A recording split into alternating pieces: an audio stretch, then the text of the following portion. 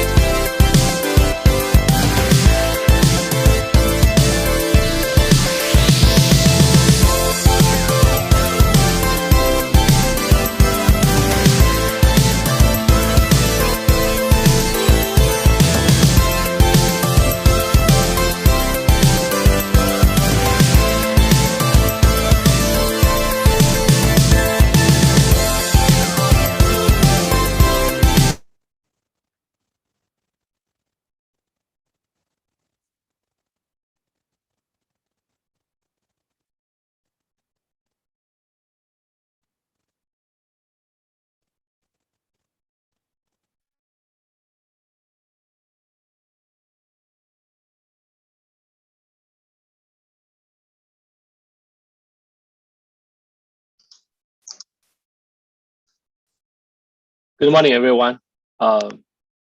Let's give another 1 or 2 minutes. Just people are still logging through the Zoom.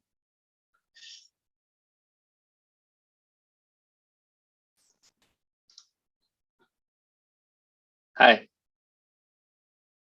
Granita, how are you? You muted. Yes, I am. I'm very good. How about you? Good. Great to see you again. Great to see you. I love the video, by the way, guys. You really made my day with this video. Yeah, I hope we can meet in person. Oh, tell me about it. I haven't been anywhere forever. Even virtually, I haven't been anywhere, you know, just in space, as you see here. That's background. Yeah. Very, very unique, huh? Yes, yes. Yeah, so hopefully next year we'll be in Purdue for the summer. Oh, fantastic. For the conference. Yeah, for the conference, yeah. Fingers crossed. Yeah, that's right, yeah. Yeah, I heard the news that, from next February it should be okay. Yeah. Starting next February. Yeah, this is what we heard yesterday. We may be masks off from February on not in classrooms, just in other spaces on campus. Yeah, that's much better. Yeah. But I'm nervous about taking off masks, honestly. But anyway, let's see. That's a good sign. Yeah. Okay. So Salvatore and Romana, shall we start? Yeah. Okay. Yes. Okay, great. So good morning, everyone. Welcome to the first ACM International Workshop on Big Data and Machine Learning for Smart Buildings and Cities. My name is Bing Dong, and I'm an associate professor from Syracuse University in upstate New York. And I'm co-chairing this workshop with my colleagues, Salvatore and Romana. I will pass to them, ask them to introduce themselves. So Salvatore, please. Good morning, good afternoon, good evening, everybody. Unfortunately, I'm sorry not to have had the opportunity so far to meet all together for this workshop. But in any case, this is very exciting to start this adventure with this series of, hopefully, a series of workshops with you. And I'm a professor at the Cyprus Institute in Nicosia.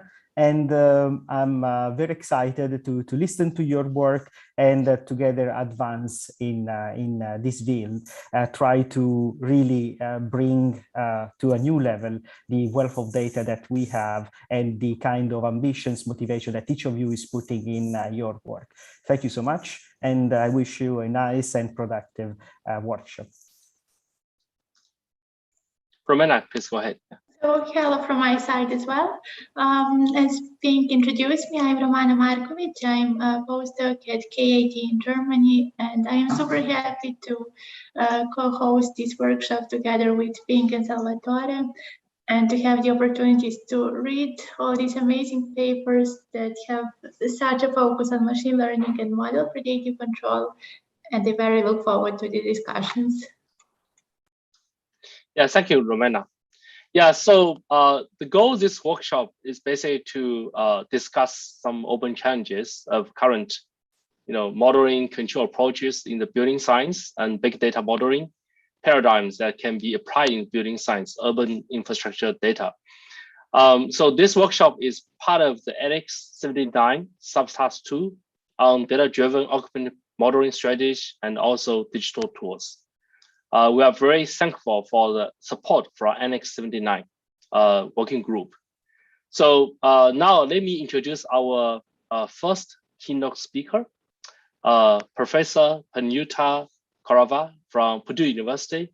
She's my longtime friend, very good friend in person, and we know each other for a long time, more than 10 years probably.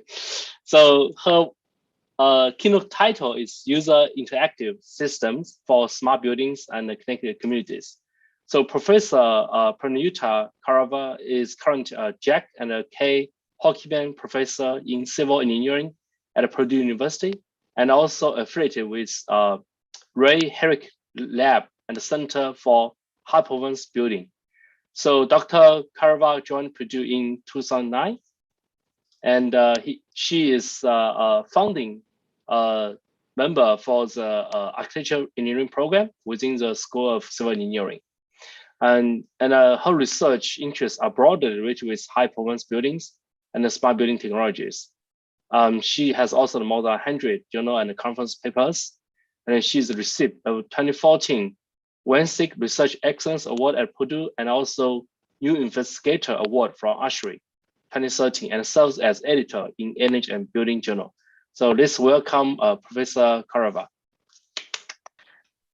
Thanks so much, Bing, for this kind introduction, and thank you guys for inviting me to give this talk. Also, before I start, I would like to congratulate you for this initiative.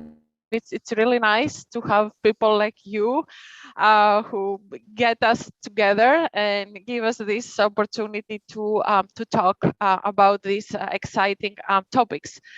So I would like, I'm super excited to be back on BuildSys. I used to serve on the scientific committee a few years ago, actually. So, Anita, just let you know, you are seeing your presenter view. Okay. You want to display settings, want to switch to the, in the upper corner, there's a display settings. Mm-hmm.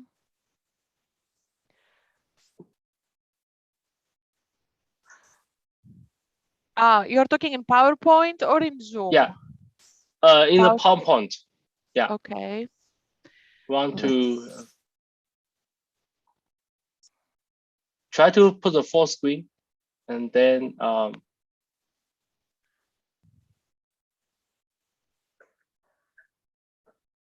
don't see this. Sorry about that. No problem. Yeah, put it into full screen first, and then there's a display settings. Okay. Yeah, and then did you see the display settings on the upper corner? Oh, yeah, go. This one. Yeah, and you can swap. Yeah, or you can duplicate whatever. Yeah, one. This okay. Yes. Sorry about that. Okay, no problem. So let's move on. So I was saying that of course the topic of this workshop is data and machine learning, and I would like to focus more specifically on how these two have enabled the development of new technology, and namely user interactive systems, and how these can advance thermal environment control in buildings, and also energy management in residential communities.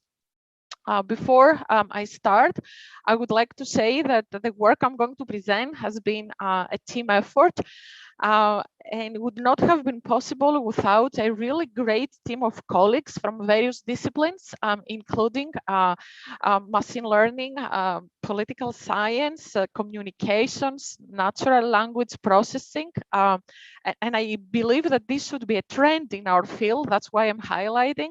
Also, excellent graduate students, and the support from industry partners that I'm showing here on top, actually, the Indiana Housing Authority and BWI. And of course, the financial support from the National Science Foundation and the Center for High Performance Buildings at Purdue. I will start from thermal and visual environment. In this presentation, I will focus on thermal environments, but I should say a lot of the things we have done are applicable to visual environments as well, and I will be happy to talk offline with people who might be interested. So as a reminder to this group, the research in thermal and visual perception or comfort in the past was conducted in laboratories, and people were trying to classify the so-called average occupant. Over the past decade or so, there has been a lot of work to understand occupant interactions in the field, recognizing the need to deliver customized environments that they can learn the occupants and be self-tuned. Essential part to this need to develop the conditions that the human in the building will need, not the typical occupant that is referred to as standards, for example. A key element has been learning personalized models for comfort or perception.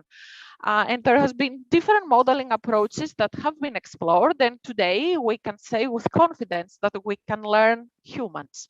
And in my group, what we have explored has been Bayesian approaches, Bayesian classification and inference, due to the ability to encode prior knowledge to predict with uncertainty, quantify the uncertainty in our predictions, and also predict with limited data. Also encode noise in the data. And we are confident that such predictions can be made accurately, that means effectively and efficiently, by requiring only small number of data for a specific occupant. Recognizing the need, we cannot keep asking real occupants to provide feedback. That's on the algorithmic side, and on the experiment design side, we have explored preference elicitation frameworks where we design the next set of conditions based on the previous responses from humans. So if you prefer warmer conditions, I will not keep on exploring the cool conditions as much. Of course, also considering uncertainty in these processes is essential.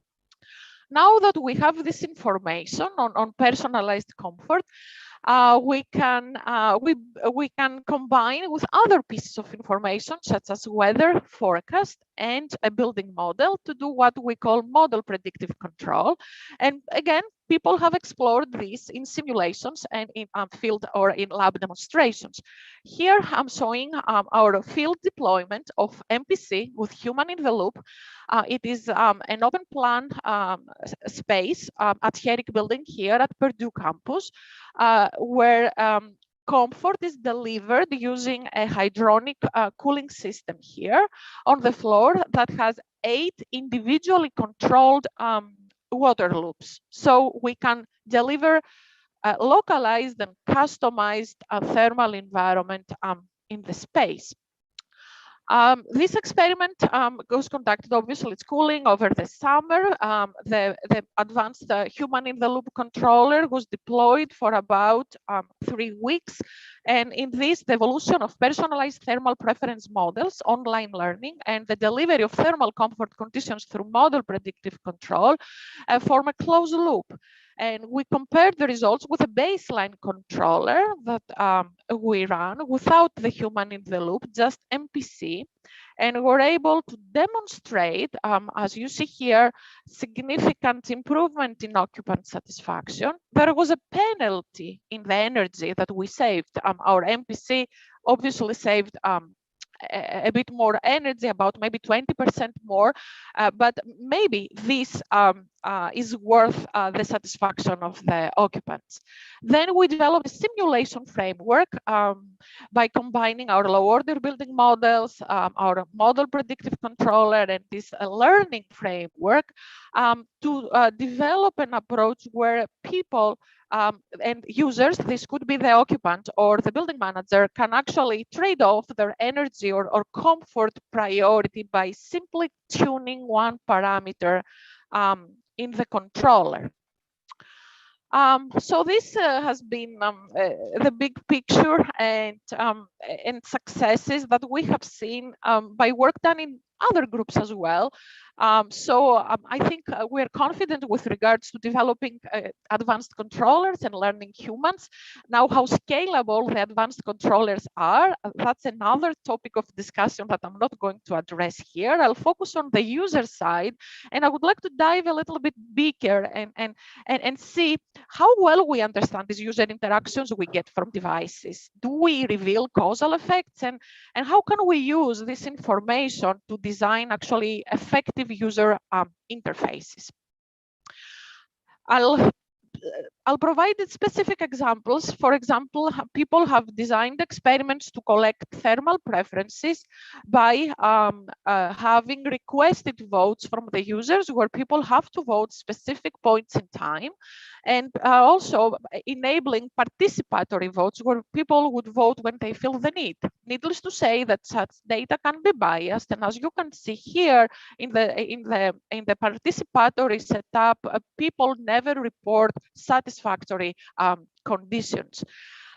These different experiments, depending on the way we interpret the data in the field, because in a lab you may have surveys, or in a controlled experiment you can gather what we call metadata, can affect the accuracy of our predictions. So we believe, moving forward, designing causal models, graphical models, like the one that you see here, where you see a cause and effect. For example, a human will experience discomfort because of some thermal stress and then may decide to participate or not. That's a decision variable. We can model participation as a type of behavior. So we bring together behavioral aspects and physical aspects. And now, instead of making inaccurate predictions, we can model the uncertainty due to unobserved preferences within the participatory setup and use all the data we get in the field, for example.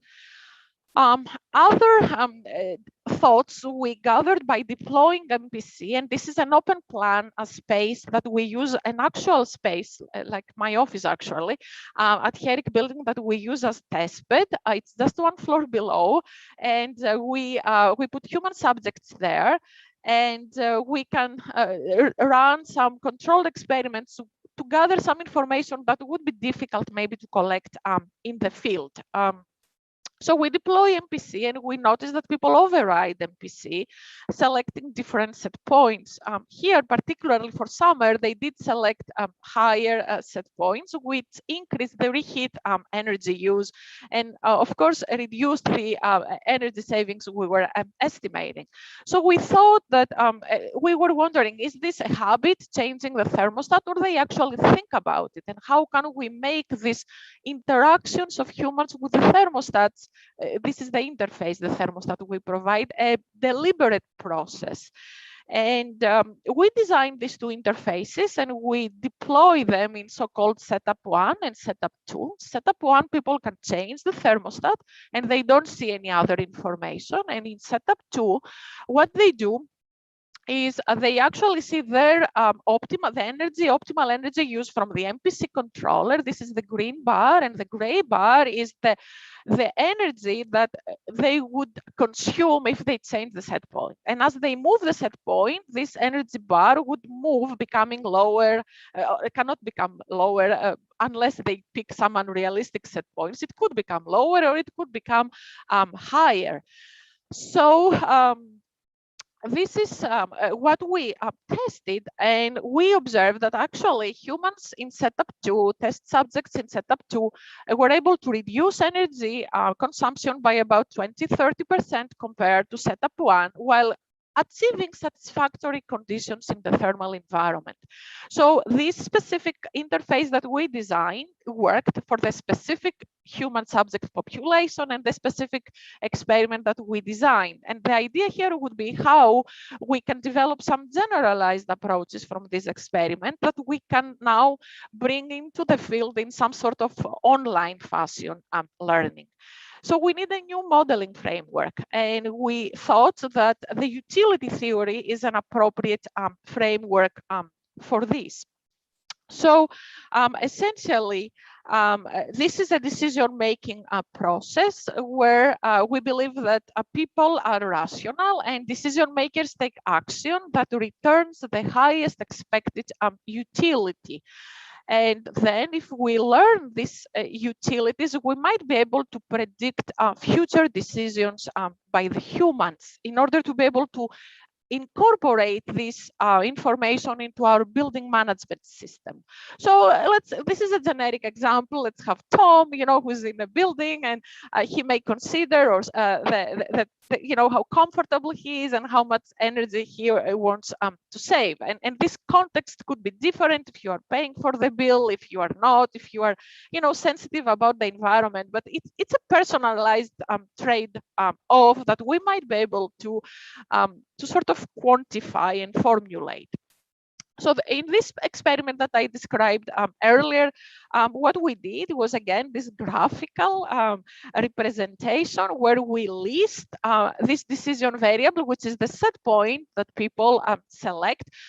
Here I should specify that in this experiment, we control well the rest of the thermal conditions. So, for example, velocity, humidity, everything else is well controlled and kept nearly constant, so we can have a good basis for evaluating this model. So people select the set point, and then there is a set of parameters, the gray circles that you see here that are system related and can be observed. For example, the optimal set point determined by the controller, the energy associated with any difference from this set point. It's a linear model, the low order building model that we have, and we can quantify.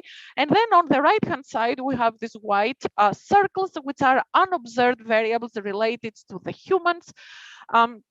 How sensitive they are to any difference in the thermal environment from the so-called preferred temperature. We believe we have this T set point star, our preferred temperature, that is hidden. We are sensitive to a larger or a lesser extent to the deviations from this temperature, which is denoted by this function here, the way we formulate the utility. And then there is also how sensitive we are to the feedback, this factor that you see here related to information about our increase in potential increase in energy use. So here these parameters could be identified for a group or could be personal. Here in this specific experiment, we did it for the group, for the humans that we tested, because we didn't see extreme differences in their behaviors. In the experiment I'm going to talk about later, in a residential community, we're going to have a larger amount of data sets, and we're going to classify parameters for individual users, actually. But here in this well-controlled experiment, we were able to start the work in this direction on utility theory modeling to be able to model human decision. So people have been using this model to these approaches to model, you know, people who participate in stock markets, doctors who make decisions. So we thought, you know, why don't we bring this into the building science?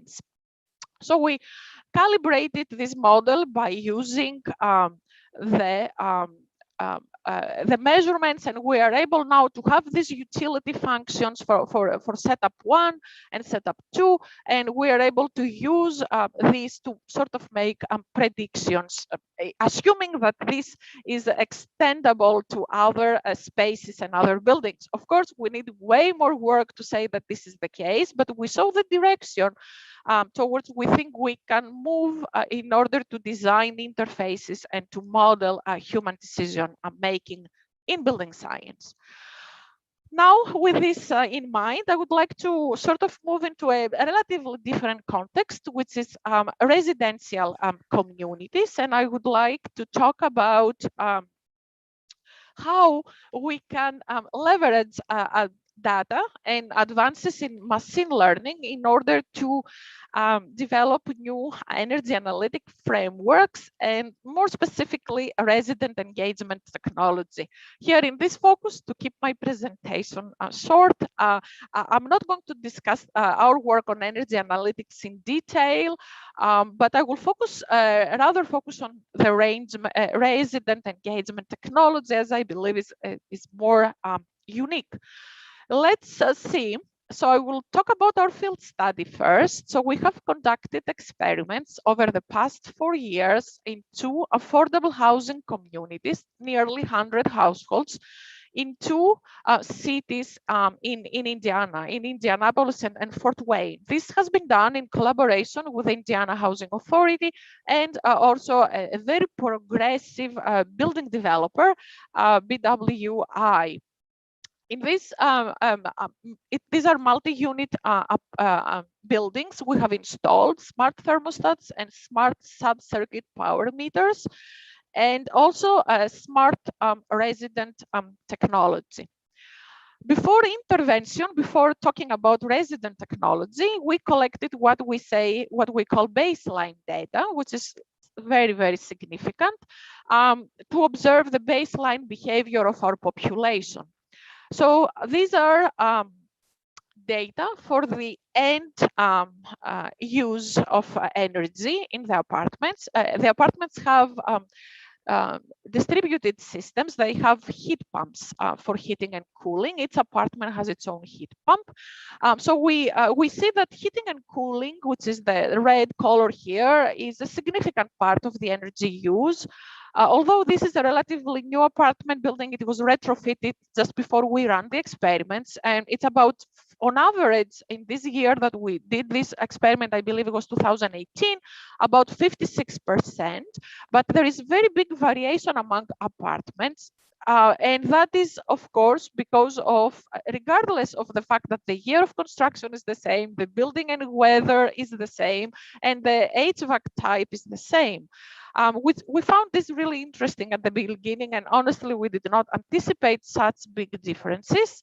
So we developed these normalization models to be able to identify, classify which part of this energy use is due to the occupant behavior, and which part this is due to building characteristics. For example, an apartment on the top floor or unobserved conditions. An apartment may have a neighbor that is not a conditioned space, and so on. So we developed this Bayesian classification framework starting from first principles. So we start from an energy balance model, which became a linear model, and then we identify the parameters from data over the heating, cooling, and transition seasons to see different clusters. And we did see actually that there is significant effects from building characteristics, occupant behavior, and also unobserved variables, behaviors of occupants that we don't observe, that they have to be encoded into the model. This is pretty significant.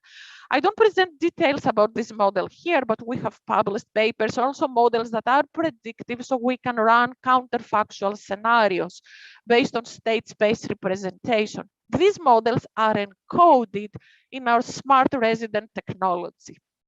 So we have these models now that they are running in the back of this software platform. I forgot to say when I was introducing the team that an essential person to this has been our software developer working full-time for us for the past 3 years, and our UI, user interface designers. Without these people, we cannot do this work, okay? So we have this software platform now that gets data from devices, runs analytics, and then provides this information to users. And our app is called Smart Energy, Smart E, can be viewed by the users using a visual interface that is a wall-mounted tablet. Imagine if you live near your kitchen area, you have a tablet on the wall that provides information to you, in addition to being your smart thermostat. So we have integrated the capability of a smart thermostat, and ecobee was actually used in baseline in this apartment, into the tablet, which was not a trivial task, by the way. It's an enormous software development task. So you can check change your set point, use setbacks, set a schedule. But in addition to this, you can actually get personalized tips, as you see here, how you can do better. For example, we quantify your energy score. We give you a score from 0 to 100, depending on on what you do. If you use setback when you sleep, if you use setback when you're away, we have occupancy, obviously, from the smart thermostat in the apartment. Also, depending on the heating or cooling season, if you use extremely high or low set points, we sort of penalize you for that in a consistent and not weather-dependent way for all users. So you get a score, and then if you want to improve your score, we give you a tip. personalized, how you can do better, and we automate this so you can apply it directly, so you don't have to, you know, understand all this programming a smart thermostat. We realize that users really have a hard time scheduling thermostat. So now we can automate this and we can provide easy ways to do that. Also, you can participate in social games where you can earn rewards determined by the building manager or by the utility company if this is to be scaled up. And all this can be done also by Alexa. We have a natural language expert in our team who has developed Alexa tips in Alexa skills in collaboration with us, of course, where, you know, you can get to ask Alexa, what's my energy score? How are my neighbors doing? Am I doing better by my neighbors? When is the next game? What are the game rules? What is energy saving? You can even become more literate by asking easily Alexa questions. So we have deployed this technology by having different interventions, so we can just provide individual feedback, and we can add an element of fun by doing a social community game. This is a screenshot of the tablet with a community game where, you know, you choose a cartoon to represent your apartment, and you have some social information, you know, how many of your peers, and this comes from the clustering, right? The similar apartments, not other, have, you know, increased their score, have applied tips, so we can motivate you to take you know, pro-environmental behaviors to increase energy savings. And you can see the community goal, and you can see your score, etc. And you can get some small reward or bigger reward depending on the experiments that we run. The amazing thing is the data, right? So we can have the interactions of the users with the tablet and how they evolve over the different weeks of the game and their interactions with Alexa. And this is a low-income population. It was really very actually pleasing to see that this population started using Alexa. They never saw it before, and they were very concerned with using any of this technology, right? So yet they were very eager to learn and participate. So this is one type of intervention. We also have a lottery when we have one winner, you know, winning $100. If they have high scores, then they have more tickets, and then we randomly select a ticket. You have high chance to win. So anyway, we did all these interventions. It's not all this, it's just a few, because actually here we have a real population. There is limited things you can test. So you have to do very carefully technology development. So we observe the room air temperatures before and after the intervention, and this is all the data, all the interventions from the cooling season. By the way, the comparison here, we use bootstrap data for a fair comparison, baseline before they saw anything, and then different interventions. And we can see that although these users actually don't pay for their utilities, they do show interest in balancing their comfort and energy use, and they pick higher set points during the cooling season. Then back to our modeling, how can we, you know, learn from these interactions to develop some sort of generalized frameworks? So in addition to this data from the app, we conducted interviews with the residents.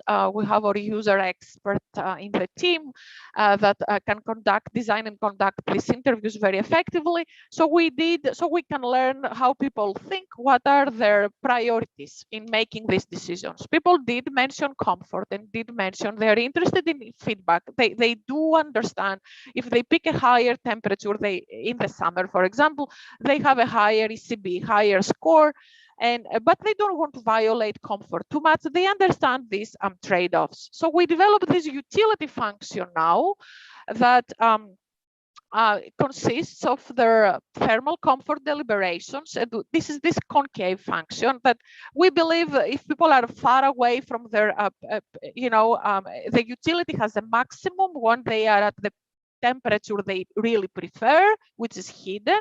And then if it deviates from that, the utility obviously decreases. And then the feedback we have modeled here. This is the simplest model. We finished this model last week, by the way, and the calibration. So the higher the set point, the higher your energy score. So we model this feedback factor as a linear function of the room air temperature. So in this causal structure, we also add parameters that we believe that affect this. For example, the type of feedback, if I show information about your neighbors, if you win money or not, and the outdoor weather also plays a role. So we put these parameters in the structure and then calibrate the model with data. Now we have a larger amount of data. We have observed the community for longer time, so we cannot, infer parameters for individual users. So we can sort of model a population, not the average population. And we notice from this initial modeling effort here that the inferred parameters align with our initial assumptions, and we're working to test different forms of feedback and how people perceive feedback, how they respond to feedback, and so on. So we can take this into a larger scale.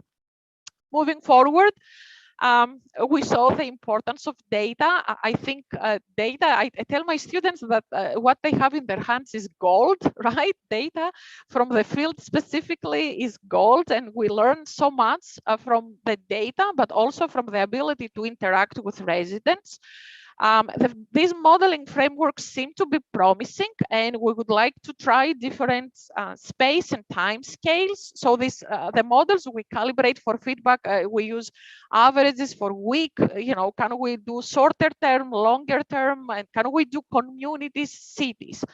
And I believe moving forward, it is essential that we partner with developers that are progressive, so we can use their buildings, with utilities that are progressive, so we can target a larger population, and also with cities, for example, again, cities that are progressive, to be able to put some pressure on utilities and developers to move in the right direction, so we can deploy technology and learn from the data we get, and then bring this knowledge into our simulation frameworks where we have integrated systems working together, right? So you can see this decision making as part of a really model that includes the physical systems of a community, even the grid aspects, and so on. So with that, I would like to thank you for your attention, and thank again the committee for the opportunity, and I would be happy to answer any questions.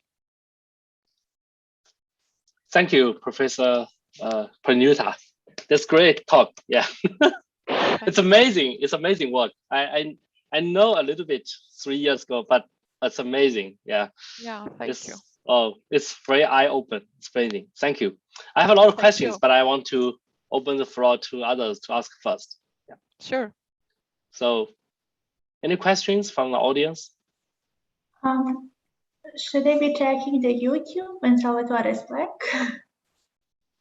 Yeah. Okay. So the first... Romina, can you check that? Yeah.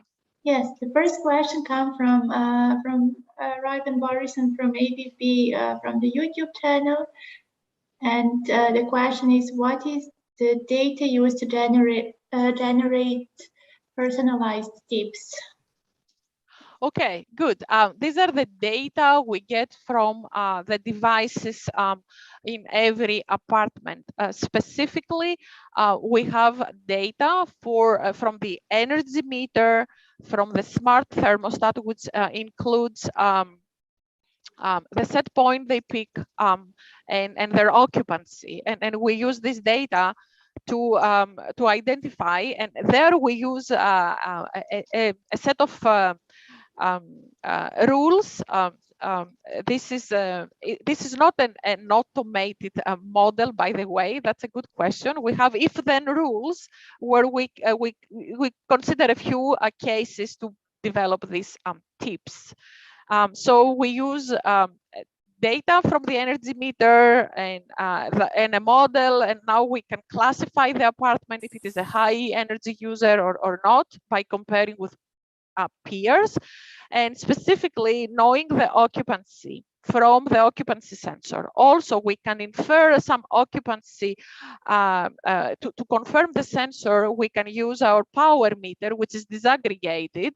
So we can look at certain devices like cooking, etc., to know if people are at home. We can confirm occupancy. And from that, we can develop a set of rules, heuristic rules to develop these tips. But I should say this is more of a if-then, is not a formal modeling approach we have for the tips. Oh, Zena? I have another question also from the YouTube channel. Is there a feedback for the personalized tips generated by the system?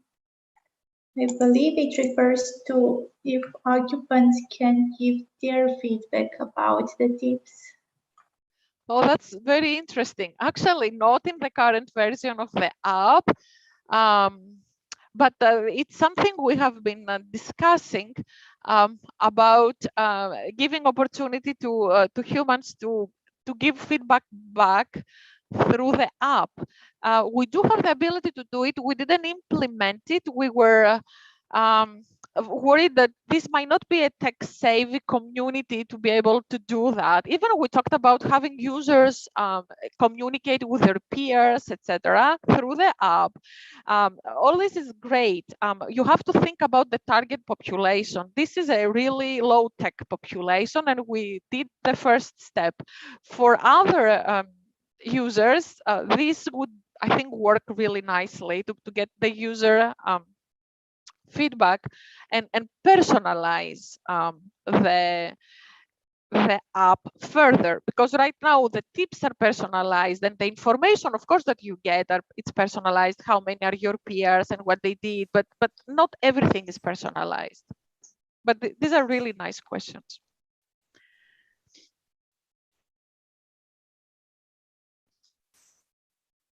Romana, is there any other questions? Not that I noticed. Okay. So any questions from the Zoom audience? Well, by looking for other questions, I have a meantime question. While developing the system, did you have some standardized protocol for usability tests of such technology? Yes, we did actually. As mentioned earlier, we have an experienced UI designer. She's a person who is actually a PhD student in our School of Technology here. She has worked in the UK in the field as a UI designer, and she did use standardized protocols for that. I have to say that these standardized protocols are useful, but really not adequate. We need to think about our target population and the end user. I have to say, I'm not afraid to disclose that our first app failed for technical reasons. So, the integration of smart thermostat wasn't as robust because before we hired our software developer. And we hired students, etc. This app wasn't technically sound. Anything we do in the field, in actual buildings, is very different from what you do in the lab and usabilities, etc. So we failed technically. The synchronization of the smart thermostat and the app wasn't perfect, and people should have access to the regular thermostat, because what if there's no internet and the app doesn't work and it's winter and it's really cold here, right? They should be able to adjust their thermostat. I cannot be accountable for that, right?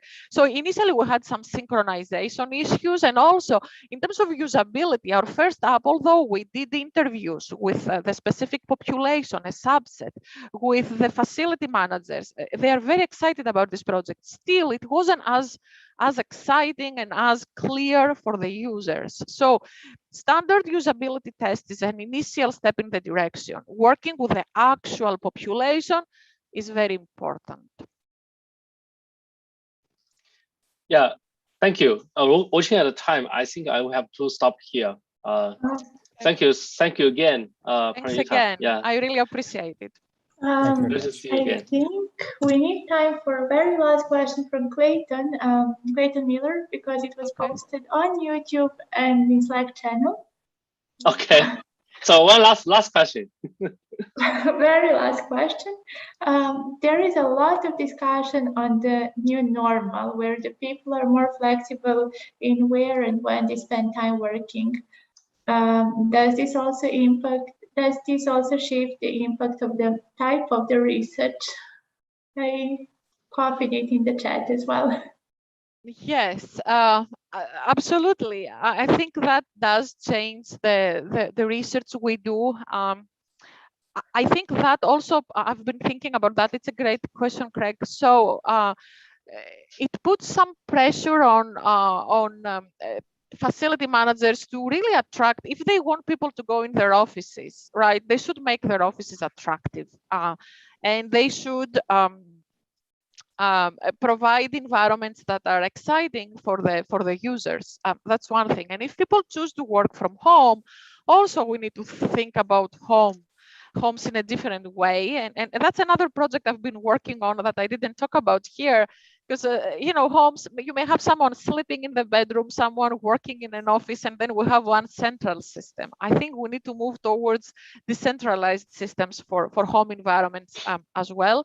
But definitely this new way of working opens up new opportunities, and hopefully these approaches can be packaged as tools to satisfy people in their environments, work environments. Okay, great. So this is very last thank you to Pranita, and we should move on to next other presentations. Yeah, thank you again, Pranita. Yeah. Okay, Romena, I pass to you. Yeah. Yes, thank you, Bing, for the introduction, and thank you, Panagata, for this amazing talk on the topic we all work on, and which is really the research focus lately. Just two more reminders for the audience. I got aware of the further questions for Panagata on the YouTube channel. I would like to ask the author of the question to post it in the Slack channel so that it can be addressed later. And to encourage all of you to post questions for the presenters either in the Slack channel or the YouTube channel. We are more monitoring it in real time. As the next part of the workshop, we are going to move to the four paper presentations. Then we're going to have a short break, followed by the second keynote and four more paper presentations. First, I would like to thank to all the authors of the papers for this really amazing work. To provide information that all the papers that are going to be presented were double-blind peer-reviewed with mostly 3 reviewers, and we had acceptance rate of about 50% from submitted papers. In the next part of the workshop, we're going to have 4 presentations. For each presentation, we're going to have 12 minutes of the talk, followed by 3 minutes for questions from the audience. Not to waste too much time, I would like to give the floor to Bernd Hadjuk from a National Research Council from Canada, and he's going to present their work on the data-driven identification of occupant thermostat interactions. Amazing, thank you so much. Just set this up here. Is it all beautifully being viewed? Perfect. So thank you so much for the introduction, and thank you for the. Yeah, we're in the other. Sorry, we good? Perfect. So thank you much for the opportunity to speak to you all today. As was mentioned, I'm going to discuss some recent work we undertook on data-driven techniques for, interaction with particularly smart thermostats, and in a sort of unique space of small commercial buildings. And so today's talk will sort of cover the motivation of both why we looked at this problem and why it's particularly the subset of buildings. It's a quick explanation of the methods that we employed, a quick discussion of the results that we got from the investigation, and just a discussion of the conclusions and where the work is hoping to go in the future. So why small commercial buildings? So small commercial buildings make up a large portion of the existing building stock. So in Canada here, the stat is about 68% are small commercial buildings, and that's sort of like under 10,000 square feet. And they make up about like 18% of the total commercial building energy use. So, there's a fair number of buildings, and they make up a fairly large portion of what the energy that's being used. But generally they're underserved by sort of the improvements to building automation systems, technology, just sort of the management. And that's partially related to the type of equipment that's installed. So typically we're working with like a rooftop unit that's sort of unmodulating, sort of standard 1 or 2 stages, not a lot of like opportunity to change like ventilation control or anything such as that. And there's also just sort of a weird financial incentive, because oftentimes these are rented by, a single tenant. They may not own the building, so the build structures are sort of indirect. And so, they don't make a lot of sense from a return on investment standpoint. That being said, we are seeing a push more to the installation of the IoT thermostats being installed. So that's sort of very similar to the thermostat, a smart thermostat that you buy for, say, like a residential system. And so in North America, it's typically a 24-volt system that's air-based. And each one of these thermostats is connected to its own rooftop unit, and they don't really know about each other. But they do provide some of the flexibility that a full-fledged building automation system might have, but also don't have necessarily some of the advanced features that those might have. So you're still working on deadband control, you're still working with just actuating the set points. But in terms of like a problem space, we've moved from these thermostats that are in sort of a residential domain where typically you'd have a single thermostat, maybe 2 in a large house, and the data sort of gets dumped in a database to typically the manufacturer of the thermostat, or maybe an aggregator or a third-party service, but it's not really a closed loop system. And there's not really, like I said, there's a single thermostat, there's not a lot of opportunity for, advanced controls and savings, like, and who benefits from it.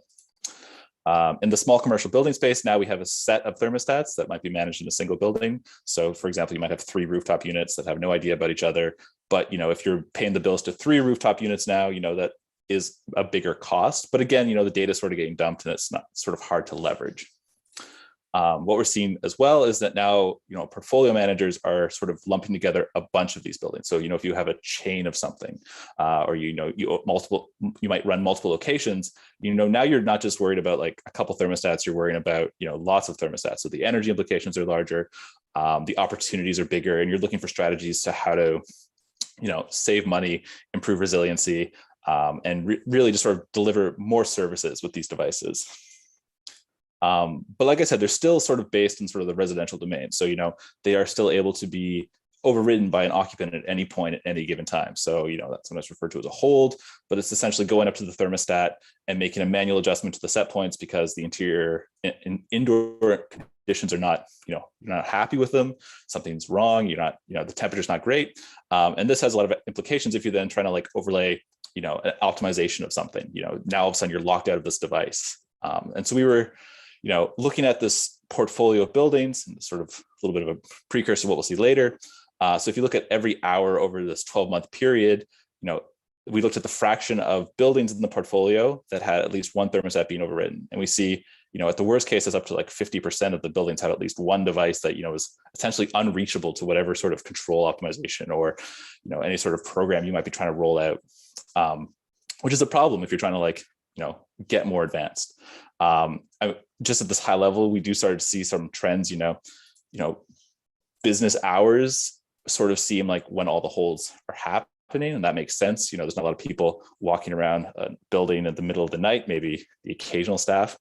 And you can start to see bands going vertically, which, implies some sort of day of weeks possibility.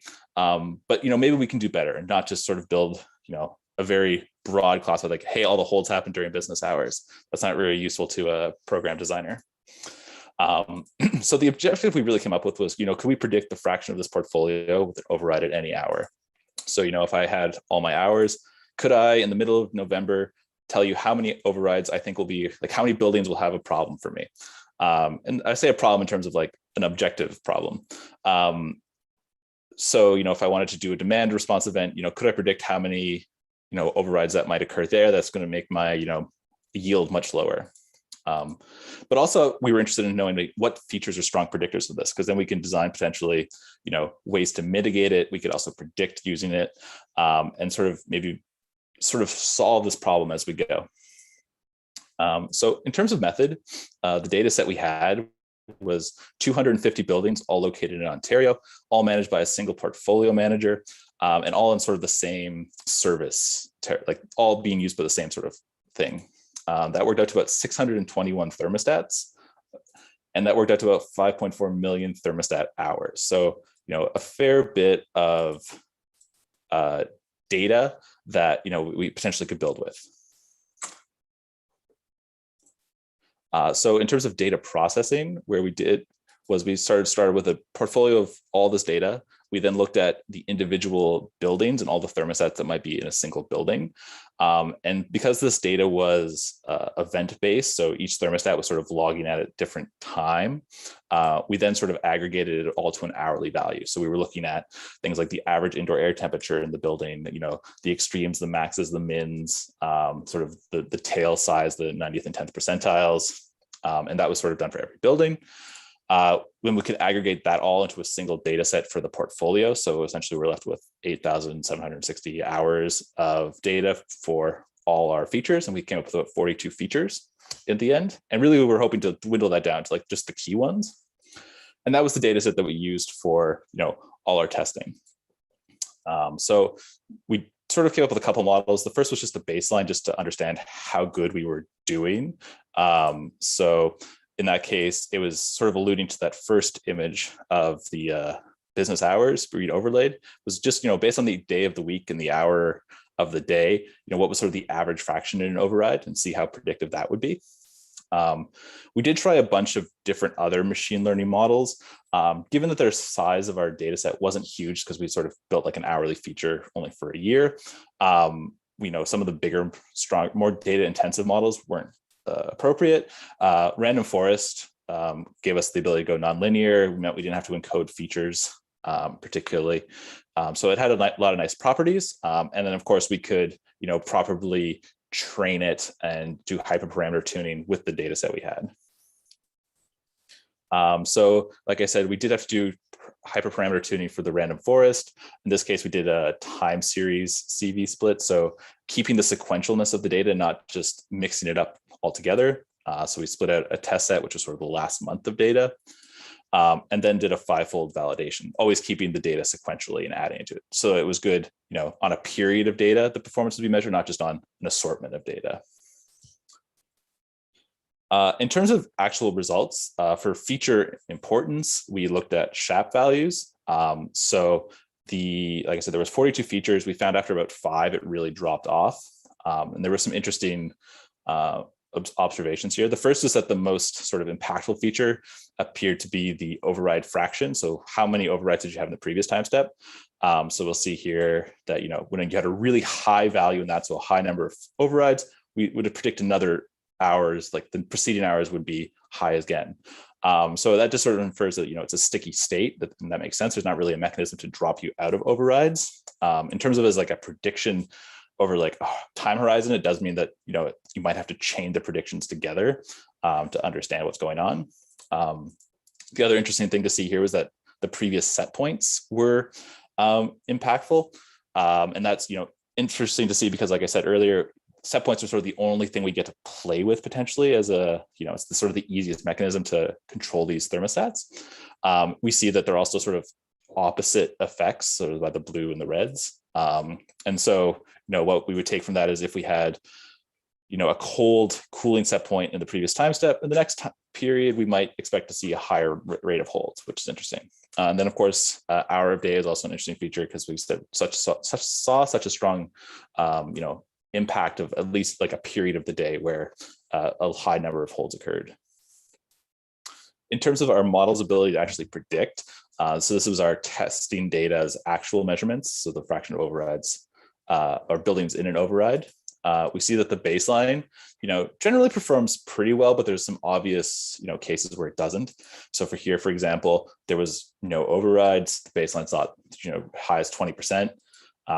Here we'll see sort of the inverse where, the actual is much higher than what the baseline would have predicted. Another anomaly, a couple more here. We see that the random forest, so with all 42 features, it definitely improves on the baseline quite substantially. Again, though, there are still, it did get this one that the baseline did not get, but there are still some, variations that it wasn't able to pick up. And interestingly, if we only use those top 5 features in a random forest model, the random forest performs essentially the same with very little deviation, which is, good to see that we can sort of reduce the feature set and not lose the predictive abilities. In terms of metrics, we evaluated root mean squared error, mean bias error, and mean absolute error. And, they're essentially both random forests beat it, the baseline, and work similarly well. In the future, our general conclusions were that there were strong predictive features that were autoregressive and related to set point temperature, which is, challenging both in terms of how you have to predict in the future. You have to sort of use previous time steps, so you have to make sequential predictions, but also nice to see that set point temperatures appear to have like a strong effect, and that our machine learning models did seem to outperform just a simple tabular baseline. In the future, we really are going to look to take these insights to the portfolio manager and sort of discuss how we could, model future temperature set point changes and see, maybe possibly do a validation in the field. And then, of course, this was done at a portfolio level with sort of like a very tightly controlled data set. So we would like to drive down into like the building specific elements and see if we can, take this down to a building specific prediction. I'd like to acknowledge the contributions of Energy Metrics and the Office of Energy Resource and Development of Natural Resources Canada. And thank you.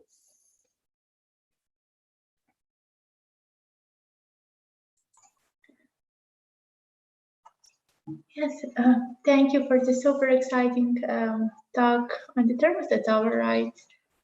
Do we have some questions from the audience, digital audience this time?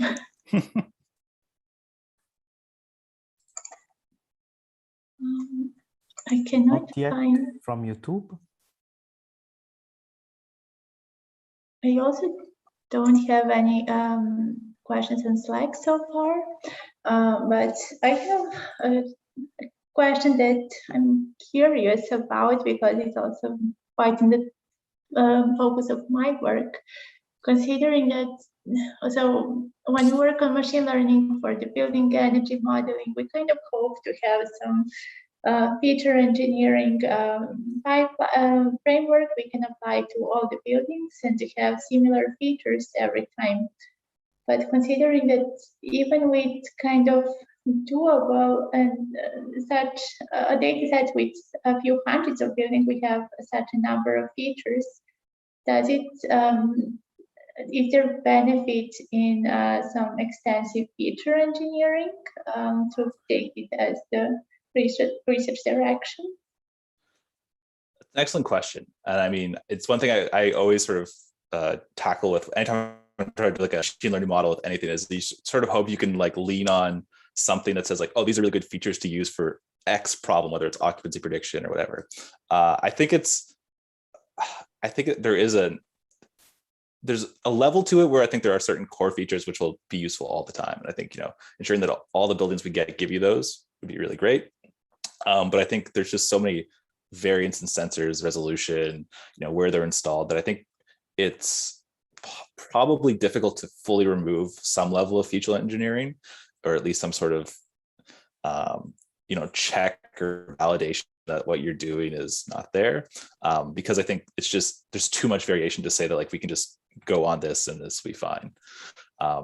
Sensor density is a big one, particularly in like, small commercial buildings or residential buildings. The density of sensing is so low that, temperature might be really informative in one building, but not informative in the next building. So I think I think there's probably a good case for some best practices, but I don't know if we can fully remove the need for some engineering.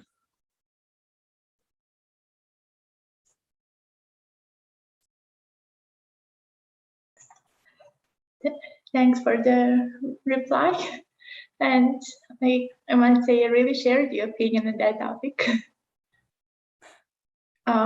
So far, no questions from YouTube. But I would have a question for Brent. It's quite interesting and amazing the number of the population of smart meters that you have reached. And you have told us the successful story.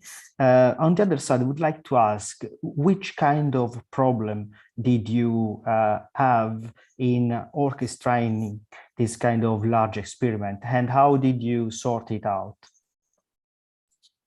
So I think, sort of building on what our keynote said, this data is gold. So I think in a lot of cases, we were fortunate that we were sort of handed a fairly well-groomed data set that we could then explore upon. So I think that's always nice. That being said, there are still challenges in this. I would say one example is, just the way the data was stored was very different than how we expected. So even though we knew the specific manufacturer of device, we'd use that device ourselves in other ways. The way that this portfolio manager then proceeded to store that data was very different. And, we had to then sort of not reverse engineer, but sort of figure out how to address that. So I think, there's a lot of opportunities where, we can get away with existing data sets that, are really great. And people who are happy to have the data and have you use it because they know there's value in it, but they're not sure how to get the value out of it. But there are still definitely challenges that will arise and that will throw you off. And so I think just asking a lot of questions and working out from a small data set, making sure we understand what was going on and what the ramifications were of certain assumptions was a really critical step of this. Thank you. There is a question from YouTube by Ruben Borrison. What kind of thermostats are used for collecting the data?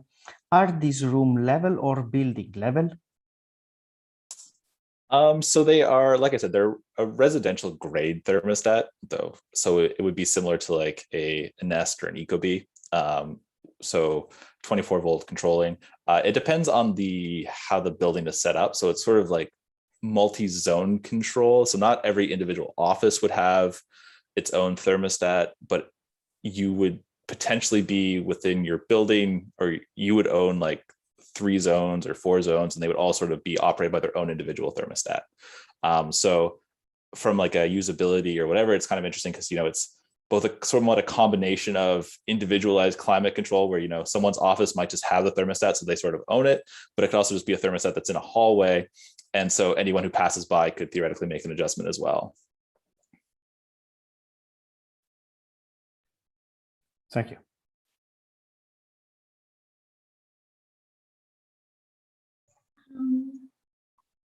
I'm doing the final check in the slide, but yes, in case there are no more questions until this moment, please keep your questions for the chat, and we are moving to the next presentation. Again, thank you, Brent, for this super exciting talk. And we're moving from the thermostats to how to control the thermostats. And the next talk is going to be on the 50 Shades of Black and uncovering physical models from the symbolic regression for scalable building heat dynamics. From Julien Leprince from TU Eindhoven. Thank you, Roman. Can you hear me well? Yes. Great. And let me just share this. All right, all set.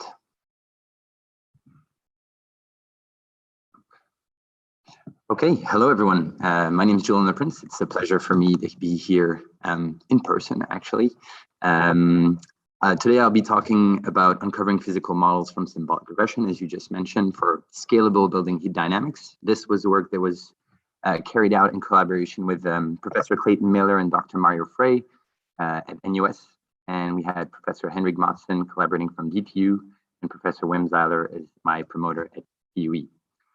I'm a PhD candidate at TUE, and this work is, I prefer to call it, it's entitled 50 Shades of Black. To give you a sense of the wider picture first. So as we know, European has set carbon emission reduction targets and strategies to tackle these in the building sector and globe, building retrofitting, demand side management, better energy forecasting to improve optimal model predictive control of buildings, all of which need to capture the dynamics of the building in order to effectively perform. The recurrent challenges, though, lies in the scaling of these approaches over what we know is a very heterogeneous building stock. The well-established modeling approaches that most of you might already know are white, gray, and black box. White box is knowledge-based. It is interpretable. However, it requires a lot of time for model calibration and expert analysis, which is why it is usually more suited to case-specific studies. Gray box, on the other hand, includes this hybrid approach that includes domain knowledge and data-driven information. It is interpretable and can generalize thanks to the inclusion of data information. Black box, on the other hand, as we know it, are fully data-driven. They are non-interpretable, as the black box analogy refers to, and they're great at generalization. I'll mention that here on the right-hand side, I've illustrated the Shapley values, and while there's been some contributions to open the black box and better understand the contribution of the features to the output, these are so far correlation, let's say, driven impact features. And so the knowledge gap that's currently still in ML is the fact that going from features to correlation does not imply causation, and that's still a knowledge gap within machine learning. Therefore, recent work has been put forward and put into light as symbolic regression as a new approach to produce interpretable analytical expressions out of data. And so motivations from this work would be to analyze the functions output of symbolic regression and see how they would perform for building heat dynamics identification. About symbolic regression, it uses the schematic of a tree to build symbolic or analytical functions. We have, for instance, 3 multiplied by p minus 6 plus s. Here on the right-hand side, they would produce the following equations. And so the tree would iteratively be built by performing mutations, crossovers, or replications over the tree, thanks to genetic programming. And the tree will therefore grow in complexity as the programming performs these mutations. And the model with the largest fractional drop in error metric will be selected as the best. So this is to find the optimal trade-off between complexity and model accuracy. To give you a, hands-on impression of what symbolic regression looks like, I've here illustrated on the right-hand side the Python code. We use the open source Python package PySer, developed by Miles Kramer, and that is very straightforward to use. So by simply importing the package and defining random x values, we try to approximate the function 2 cosine of x3 plus x0 to the square minus 2. And therefore, here, this is where the magic happens. By simply calling the PySer package and inputting x and y, certain number of iterations, and mathematical operators such as plus, multiplication, cosine, and so on. This function here takes about 2 minutes to run. And when we print the best equations that was, regressed over, we get x0 to the square plus 2 cosine x3 minus 2, which is great. You can toy around with this. It works for a lot of different functions. Quite any one, actually, if you have the true values already given, which is a bit like magic to me. To give you a little bit an overview of what the equations object has, it has attributes such as complexity, which are the complexities of the equations that will be iteratively built by the symbolic regressor, mean squared error, and the score attribute, which is actually a ratio between the mean squared error and complexity. And of course, the equations which are being iteratively built. So we want to see how symbolic regression will perform in predicting the step ahead inside temperature of building, which is how we characterize and we capture the dynamics of heat, the heat dynamics of the buildings. We have 241 residential buildings available from the small thermostat connected by an ECHO, a Dutch energy distributor. We have electric and gas meter information, inside temperature, a boiler activation information, which can refer to the heat input signal. And we have open weather information that we collect from KNMI for ambient temperature and solar irradiance.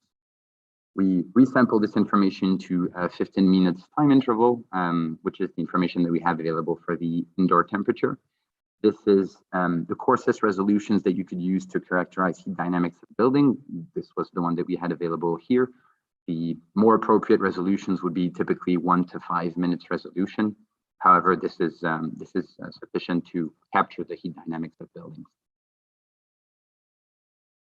And so the results that we have out of this symbolic regressions are here expressed. On the x-axis, we have the mean squared error in Kelvin of the symbolic regressions, which are benchmarked against an XG boost regressor and a naive one, here result expressed in bar plots. We can see that the symbolic regressor performs overall better than both the benchmarks, well, the naive one obviously, but the XG boost as well, which is great news. And we've here represented with the histogram the symbolic complexities of the analytical functions that were output of the regressor. And to give you an example, let's say, of what the symbolic complexity value means, actually variables, mathematical operators, and coefficients both add an additional symbolic complexity to the equation. So a function ti would have a symbolic complexity of 1, while a function output such as ti multiplied by a plus c would have a symbolic complexity of 5, which is the most, well, the symbolic complexities that is the most present in our outputs here. We've identified 50 unique equations out of the 241 buildings that we analyzed, therefore 50 shades of black, which we've here grouped into 7 main families for analysis that are here presented on the left-hand side. So Ti represents the inside temperature of the building, Eta H presents the heat input signal, Eg is the gas meter information, and Eta S is the solar irradiance. We here have on the right-hand side the counts of the number of functions that are grouped within these families. And the building characteristics that we have in the center are metadata information, which are self-reported by the users, which is why for some of them, they are unknown. Making direct links between, well, the presented meta characteristics that we have and the families that we've identified are only significant, I think, for, well, I'd like to mention for the 3 first groups, as this is where we have enough meta information to take significant conclusions out of them, the other ones being too small, unfortunately. One thing to mention with this plot that's interesting to observe would be that in this function, in this family here, when the gas meter is considered rather than the heat input signal, we can see a larger share of smaller home sizes, which might be explained by the fact that, well, in the Netherlands, most of the heating is supplied by gas. And so this gas meter information actually aggregates both the heat input signal as well as kitchen appliances, which in a small home will typically contribute also to the heating, typically in the evenings, for example. Most of the identified functions that we've grouped in the families, are actually all of them, are polynomials or first or second order, at the exception of this function right here, which is an interesting finding, actually, to see that quite simple functions are able to describe our building heat dynamics. When we dive into the values of the identified coefficients of our functions, an interesting link or approach that I was originally taking when analyzing this work was to make links with the typical models that we have or that we are using in gray box approaches. And so a typical model that we know in gray box can be expressed as the following, where the changes in inside temperature are expressed as the difference between the ambient and the inside temperature normalized by the resistance and thermal capacity of the building. We have the efficiency, that's a coefficient that's being fitted to the heat input signal, and an area window ratio multiplied by the solar irradiance, plus, of course, an error, which characterize either dynamics that the model is not capturing or measurements error. And so it becomes interesting to manipulate these equations in order to get as close as possible as, well, the knowledge that we have from gray box models, and make links between identified parameters A and building thermal capacities, for instance, parameter B, indicator appliance, heating appliance efficiency, and so on. Confirming these links, however, would require knowledge of ground truth, which in this case we do not have, but would constitute an interesting new chapter to uncover thanks to symbolic regression. To conclude, symbolic regression offers a scalable and interpretable solution for model identification, and might I add, discovery. Discovered models could be exploited to group buildings together and benchmark them, characterize thermostat control strategies, or in a scalable way, automatically identify and calibrate models for optimal MPC control of the building. I'd like to acknowledge the help of Rick van der Vlijst and Dr. Kostaf Basu, both data scientists at Eneco, which helped me with this work.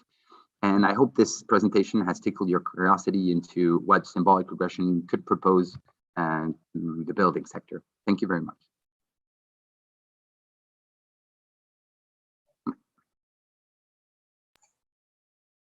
Thank you very much. We have a question from Mark Syndicus. Is the complexity metric related to overfitting and maybe serves as a warning signal for this? Thanks. Yes, thank you for the question. The complexity, so I'm guessing this is the symbolic complexity that was just evoked earlier. Well, as you can see, the function outputs that we get are very simple, actually. First to second order polynomials is quite simple to characterize the building heat dynamics. Typical white box to gray box models that we exploit rise up to fifth or sixth orders. And so they would not meet, let's say, significant, well, they would not characterize, I would say, a sign of overfitting in this case. Because of their sheer simplicity, actually. There's also this trade-off that is, well, done within symbolic regression between, well, the complexity that's being built and the accuracy that we get. So you could fine-tune, let's say, the selection of your models and say, I don't mind having a more complex function as long as I get the most out of my accuracy. While here, because we select the best function as the largest mean squared error drop ratio, we select actually the optimal trade-off between complexity and accuracy. So thank you for the answer. I am following the questions from the Slack, and the next question is, I might have missed this, but how many buildings did you run this on? And how stable are the functional forms you uncovered? Yes, thank you. This experiment has been run on 241 residential buildings. And so out of which we get 50 unique equations that we've grouped into families of seven functions. And so how stable are the functional forms? I'm not sure I understand this, what is intended by that. If you could develop maybe more on that, Jorge, I'd be happy to answer.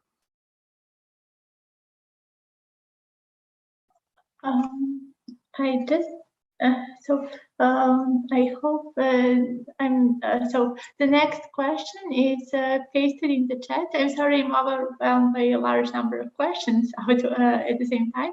How well this generalized to multiple buildings, which is directly in relationship with previous question? Yes, well, that's actually the main contribution of this is this, because this is a machine learning approach that produces an output equations. We have an approach that is fully scalable and produces the equations out of the data that are given from the building. So when comparing to, let's say, a gray box approach where you would fit coefficients of a certain model to different buildings, here you could, well, as we see, we get different functional outputs out of the data. So there is more work a posteriori to the analysis, analyze the features that we get. Maybe some of them will be discovered and will be new equations that we were not expecting.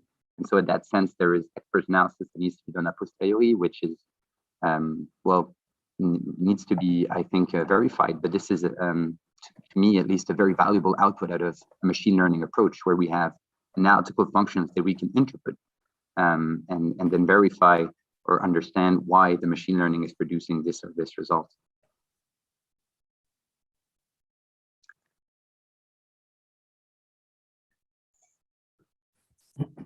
if this answers your question, Romana. We have another question from Professor Karava, Panayota. How is scalability addressed? Do you plan to transfer learning into new unseen buildings? Okay, so scalability here refers to the approach itself that can scale, that then can be automated over a large building set without you having to fine tune it in theory or adapt it to the case studies that you have. So this is because it is a fully data-driven approach.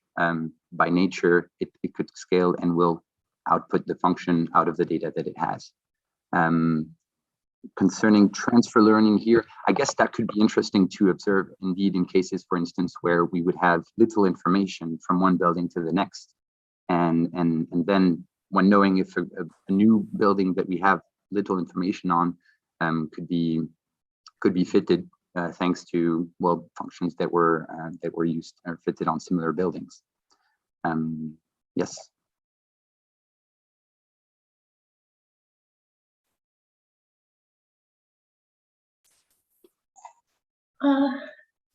Thanks for the clarification.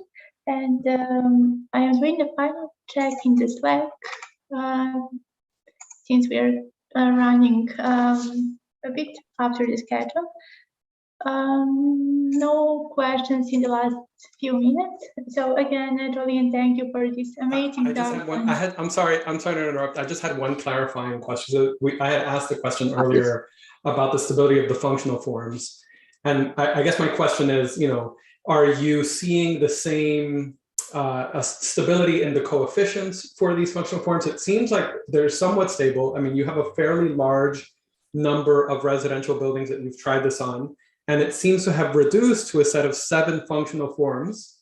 Are the coefficients on the terms of those functions fairly narrow, or is the variance very high?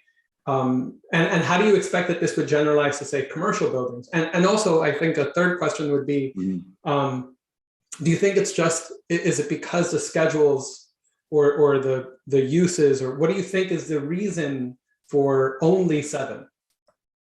Yes. Great questions. Thanks for clarifying this.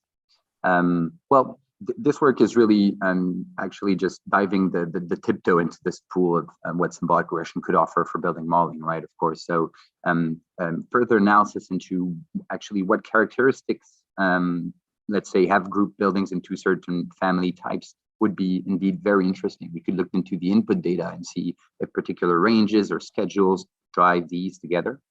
There have been grouped for the sake of compactness, I think. So for instance, the typical affine function where you would get GI multiplied by A plus B actually regroups equations of analytical complexity of 1 to 5. So we have output functions which are just the step ahead inside temperature is equal to the previous step ahead, and that's the best and simplest we have. But maybe that evocates buildings that are actually quite stably controlled and operated. So it requires further analysis for sure to truly understand these. And so when it comes to the coefficients that we've observed, they're of course still quite varied. 241 building is relatively large, but it's not a building set of a couple thousands.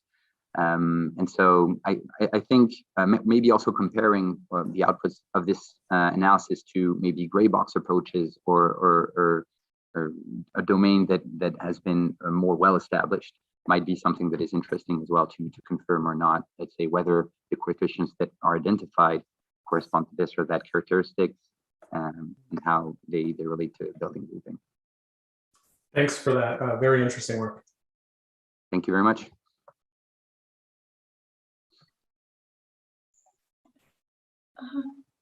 Again, we can pass to the next presenter.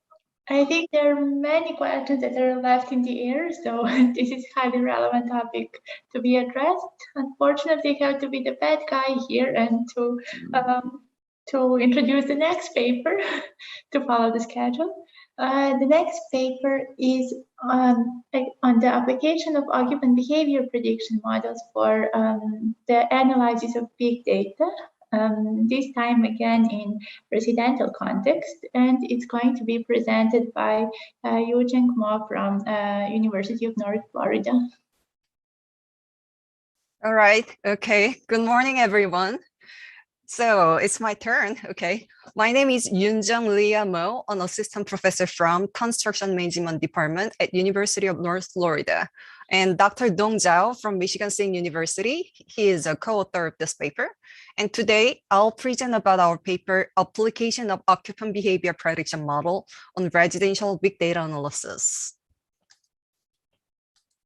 All right, it starts from the idea that residential building energy consumption is affected by climate, building services, appliances, occupant behavior, and the interactions among them. As the building technologies grow more advanced, the energy consumption in residential buildings becomes more influenced by occupant behavior and their lifestyle, which emphasizes that the need to understand occupant behavior more closely. But so far, occupant behaviors have been often studied based on the socioeconomic factors such as age, gender, marital status, number of children, employment status, and income level. However, this method has significant shortcomings because occupant behavior is associated with more than socioeconomic factors, and it can be caused by a variety of factors. So it is critical to comprehensively identify not just occupant-specific characteristics like socioeconomic status and behavior hierarchy, but also external factors such as building attributes and climate. Therefore, a model is necessary to define and understand occupant behavior comprehensively. This research aims to define a model of relationship between energy consumption, building technology, and energy uses related behavior, then uses the model to explain occupant behavior. This model is applied to predict occupants' behavior and to identify how predictable and habitual each activity is. Habitual activity denotes a behavior influenced by habits. This new model integrates the concept of habitual behavior and reduces the gap between energy consumption and occupant behavior. Behavioral routines and lifestyles are critical for energy saving because they have significant influences on daily energy use, but they are difficult to affect and changing gradually over time or not at all. So most people want to maintain their existing behavioral routines, lifestyle, and habits. Therefore, changing attitude is easier than changing behaviors itself. And many studies report that building occupants' attitude have changed to be more energy conscious. However, they are unlikely to change their behaviors to match that attitude. So, behavioral intention and habit, they lead to behavior, actual behavior, when situational constraints do not exist. So while some psychologists such as Denner and his colleagues, they suggested that the frequency and stability of the context of past behavior mediate the role of intentions. So intention has more influence on future behavior when habits are weak with low frequency or unstable context. However, intention has less influence when habits are very strong with high frequency and stable context. Unlike previous models that focused on predicting energy consumption by occupant behavior or changing occupant behavior through intervention or education, this occupant behavior prediction model investigates the reverse. So predicting occupant behavior based on their energy consumption. And this model incorporates the function of the habits on the formation of the behavior, which is innovative in residential energy and occupant behavior studies. The components of this occupant behavior prediction model are extracted from those habitual behavior studies in psychology and used to measure the strength of habit in occupant behavior, focusing on the energy consumption in this study. The main factors are frequency and context. Context consists of time, place, and situation. And time can be more specified with the duration, start and end time, and situation has a broader range of components such as partner, weather, and other circumstances regarding the habits. So the American Time Use Survey, which is also called ATUS, is an annual national survey conducted by the US Bureau of Labor Statistics. The ATUS assesses what, where, and with whom the respondents spend their time on a regular day. The survey contains detailed daily activities from more than 10,000 respondents per year. In this study, we focus on energy uses related behavior. And in the ATUS dataset, the activities are defined in 3 tiers. The first tier has 18 overall categories of activities, and the second tier has more detailed 110 subcategories under the first tier. And the third tier has the most detailed 465 categories under the first and second tiers. The energy uses related activities are selected and reorganized from the third tier activities. So while they are, like the washing and dressing and grooming and interior cleaning, laundry, heating and cooling, vehicle repair, or watching television. So this study used a machine learning approach to understand energy uses related behavior based on the behavior prediction model using the ATUS data. The occupant behavior prediction model was applied to predict energy uses related activities and to identify the predictability and the habitual characteristic of each activity, such as television, laundry, like each activity. For the data analysis, various packages in Python and R were used, and finally, software vector machine was used to predict occupant behavior from their energy uses pattern. Actually, before selecting the software vector machine, we tried different algorithms, but software vector machine showed the best performance. So we finally selected that one and then work on further. In the data set, the numeric variables were standardized to a mean of 0 and a standard deviation of 1. Accuracy, precision, recall, and F1 score were used to evaluate the predictive performance of the algorithm. Based on the occupant behavior prediction model that I explained before, frequency, duration, start time, end time, and partner variables were initially selected among the available features in the ATUS dataset. Well, because we are focusing on the activities at home, the place variable was excluded because everything will be home. And after selecting energy uses related activities and removing some uncertain data, and this study used about 67,000 activities from over 10,000 respondents. 70% of the whole data set was set as a training set, and the remaining 30% was set as a testing set. All right, so the value ranges are very different among the numeric variables, which can affect the performance of the machine learning algorithms. For example, the radial basis function, LBF kernel of the SVM assumes that all input variables and features have mean of the 0 and the variances in the same order magnitude. Thus, if one feature has much larger variances than others, it might have too heavy the influence on the objective function and weaken the estimating power from the other the features as expected.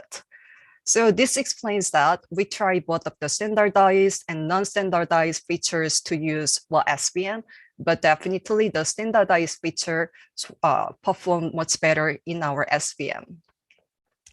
So the performance of the model for each activity was calculated as summarized in the table on the right side.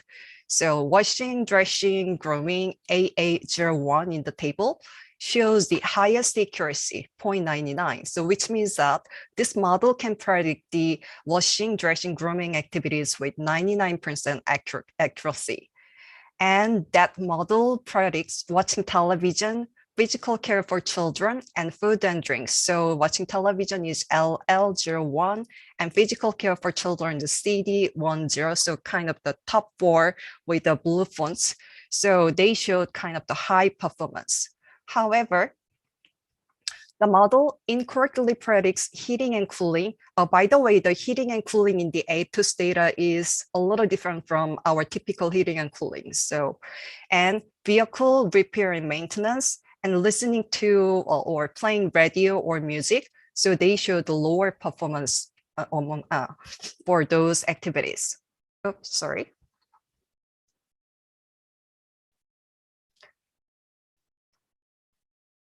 Okay. So the number of the also, well, as you can see in the lower prediction, so the number of the instances of an activity is also relevant to the model's predictive performance for each activity. So, well, that can be also considered in the interpretation. Okay, let's go to the findings. This occupant behavior prediction model can predict occupant behavior with overall, when I combine everything together, 64% accuracy. However, the multi-class classification problems are challenging compared to binary classification. So in this case study, we had 15 different classes, meaning 15 different activities. So the result demonstrates high performance considering that the probability of correct prediction with a simple statistical calculation is only 6.7%. So more importantly, this model can identify more habitual activities and less habitual activities based on the prediction performances of each activity. I feel that is more meaningful. And the figure below summarizes the results. So as I explained before, some more habitual activities, wash the restroom, watch television, and less habitual ones are like the, well, interior cleaning, laundry, or like the vehicle maintenance, etc. However, there exist some limitations to this study. The ATUS collects diary data for only one specific day from a respondent and does not ensure that if it's a really typical day for the respondents. Also, while the ATUS records one activity at a time, multiple activities can happen concurrently in reality. For example, people may do laundry while watching television. Thus, the complexity of the activity should be considered when applying this model to another data set. The occupant behavior prediction model innovatively incorporated the concept of the habit to predict occupant behaviors and identify habitual and non-habitual activities regarding the energy consumption. Habitual behaviors are more difficult to change, but they are easier to predict. So for these activities and behaviors, energy systems need to find different control strategies that are suitable for these behaviors rather than trying to change the behaviors because it's hard. In contrast, less habitual behaviors, which are difficult to predict, however, might be easier to change, and education or intervention might be more effective on these, well, less habitual activities. The result can be used to develop more improved occupant schedules and to set specific energy control strategies. Also, the result can be used to develop effective interventions or education for residential occupants. This model will be further applied to examine the geographical patterns of the activities and the timely patterns of the activities in the following studies. All right. That's it. So thank you for listening to this presentation.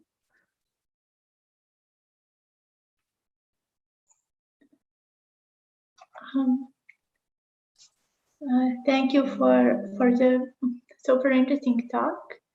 And are there any, so I do not see any question from the Slack at the moment. I will use in that case time for a question. Considering that habitual behaviors are easier to predict, we can assume that given enough data and the model that works well enough, we can predict this quite well and then optimize the technology. Mm-hmm. What would be the benefit of changing this habitual behavior, or how much energy can be changed by changing, can be saved by changing this behavior? So, well, the focus of that the habitual like for the habitual activities. Well, actually, previously quite a lot of research they tried to change their bad habits, but the point of this one is that okay, let's give up some part. Probably very strong habit, even if it's not good for the energy consumption, it'll be hard to change. So in that case, we need to find another way. So how the technology can follow this kind of the stubborn behaviors. So rather than changing these stubborn behaviors, probably better to find some kind of the technologies to follow these bad habits. So maybe in that way, maybe we can find better solutions or more efficient one. Yeah. However, if we really can change these stubborn habits, probably that'll be good. Well, because that can change as well. However, this the kind of the very big kind of the study problem starts from, okay, well, we tried to change their behavior, but it didn't work well. Then what will be the next step? So, okay, so let's give up to change the stubborn habits and let's more focus on the less habitual one. This might be easier to change. So to change the behavior, let's focus on the less habitual things. However, for the strong habits, the technology would be following the habits. So this is more kind of some broader concept, how the energy related strategies focus on their habits and non-habits. Thank you for the answer. There are two more questions in the chat. The first is, how do you deal with a very unbalanced number of samples in each class? No matter what classification technique you use, this will create severe problems. Yeah, so I mentioned it in the middle. So some of the activities, they only have very little number of the kind of samples. However, we also can think it that way. So more number means that more general kind of the behaviors and then more predictable and more general. However, less number of the activities will be kind of, a little kind of the not common. So, maybe this also can be used. So, okay, the number, definitely the model is affected by, but at the same time, meaning that we would be more focusing on the more general things. General things first, and then a little more specified, kind of the detailed one for the rest of the uncommon habits and then uncommon activities. Yeah, so also this data set, I use the ATUS data set. So this is more for the general study, but I didn't include it in this study, but we also work on apply this model to a very specific kind of the sensor measure data. So we install a sensor in a house, two houses, and then measure their 1 year data consumption. And then we apply this model for this specific sensor measure data. And then even for that, this model worked really well. So, but it's a little different story. So I didn't include it in this kind of the short version of the paper. So.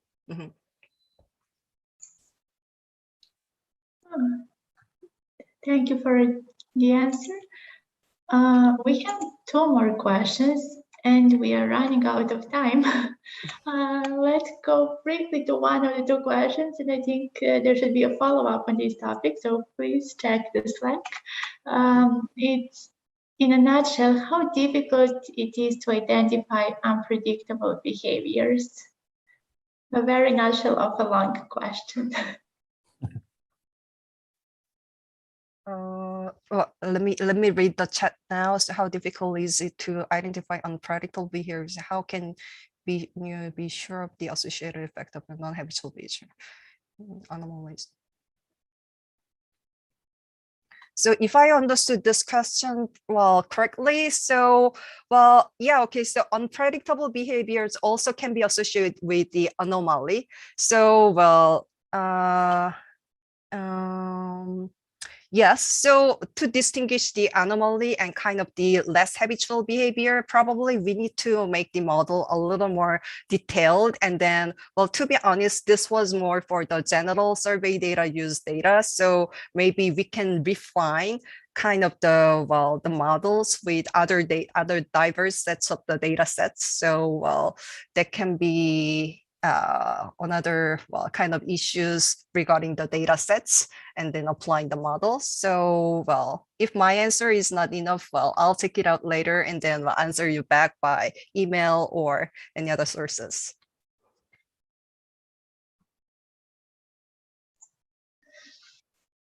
So thank you for the compressed answer on the last question, and thank you for super interesting talk. Unfortunately, we did not have time to answer all the questions, so please check the Slack again. And we have to move to the very last presentation of the first session, which is by Tahia Cho Curry. I hope I pronounced it for most part correct, and it's on the towards sensing urban scale COVID-19 policy compliance from New York City. Thank you for the introduction. Based on the last updates, this presentation should have been as a pre-recorded video. Am I correct? I think since I'm here, I can present it live. Yeah. Amazing. Yeah, great. Let me share my screen.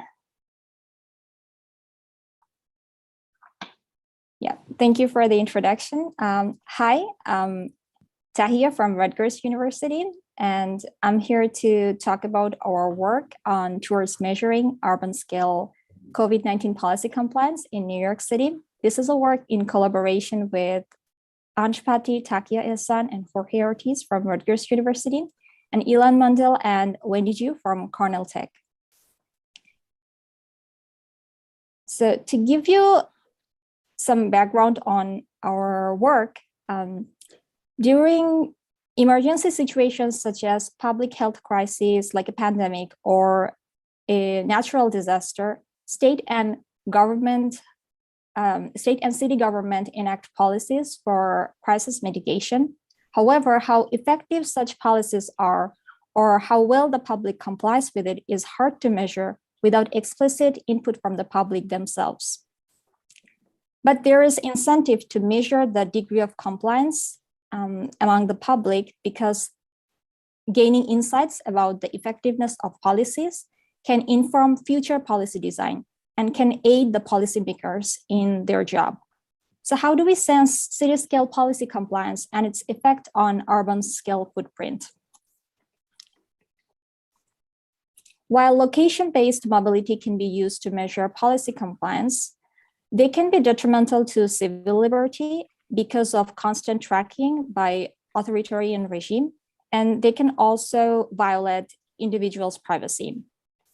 One way to sense compliance on policy compliance among public can be to collect image data across the city, because public data available on the street can be a proxy measure for urban heartbeat under certain policies. So gaining these street level images can provide a street level perspective and can be useful to understand policy compliance on city street. So we use in our work a street level perspective using Nexar street level image data.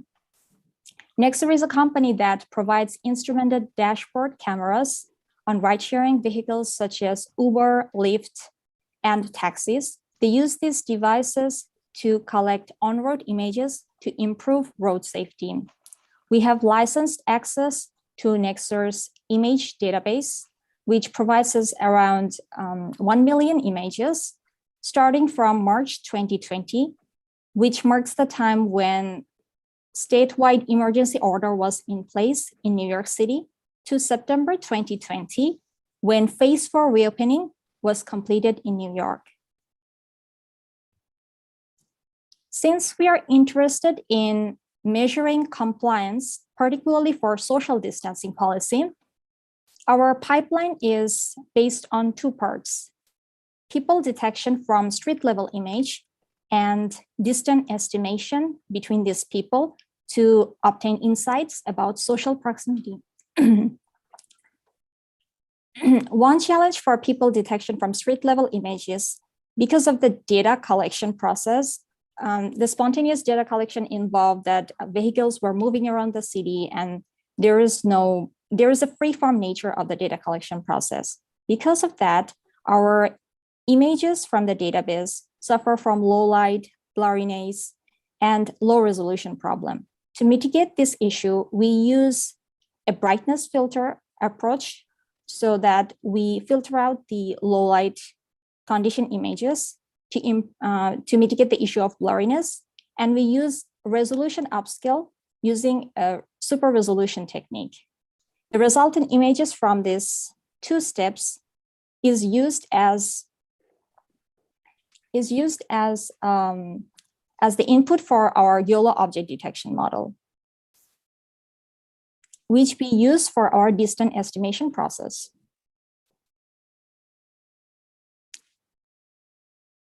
For gaining insight about the social proximity, we use the bounding box coordinates that we obtain from the people detection, obtained from the YOLO object detection, into the pipeline for distance estimation. Here, our challenge is we want to estimate 3D distance from a single image. To do that, we need to compute the horizontal distance and the depth distance from each image.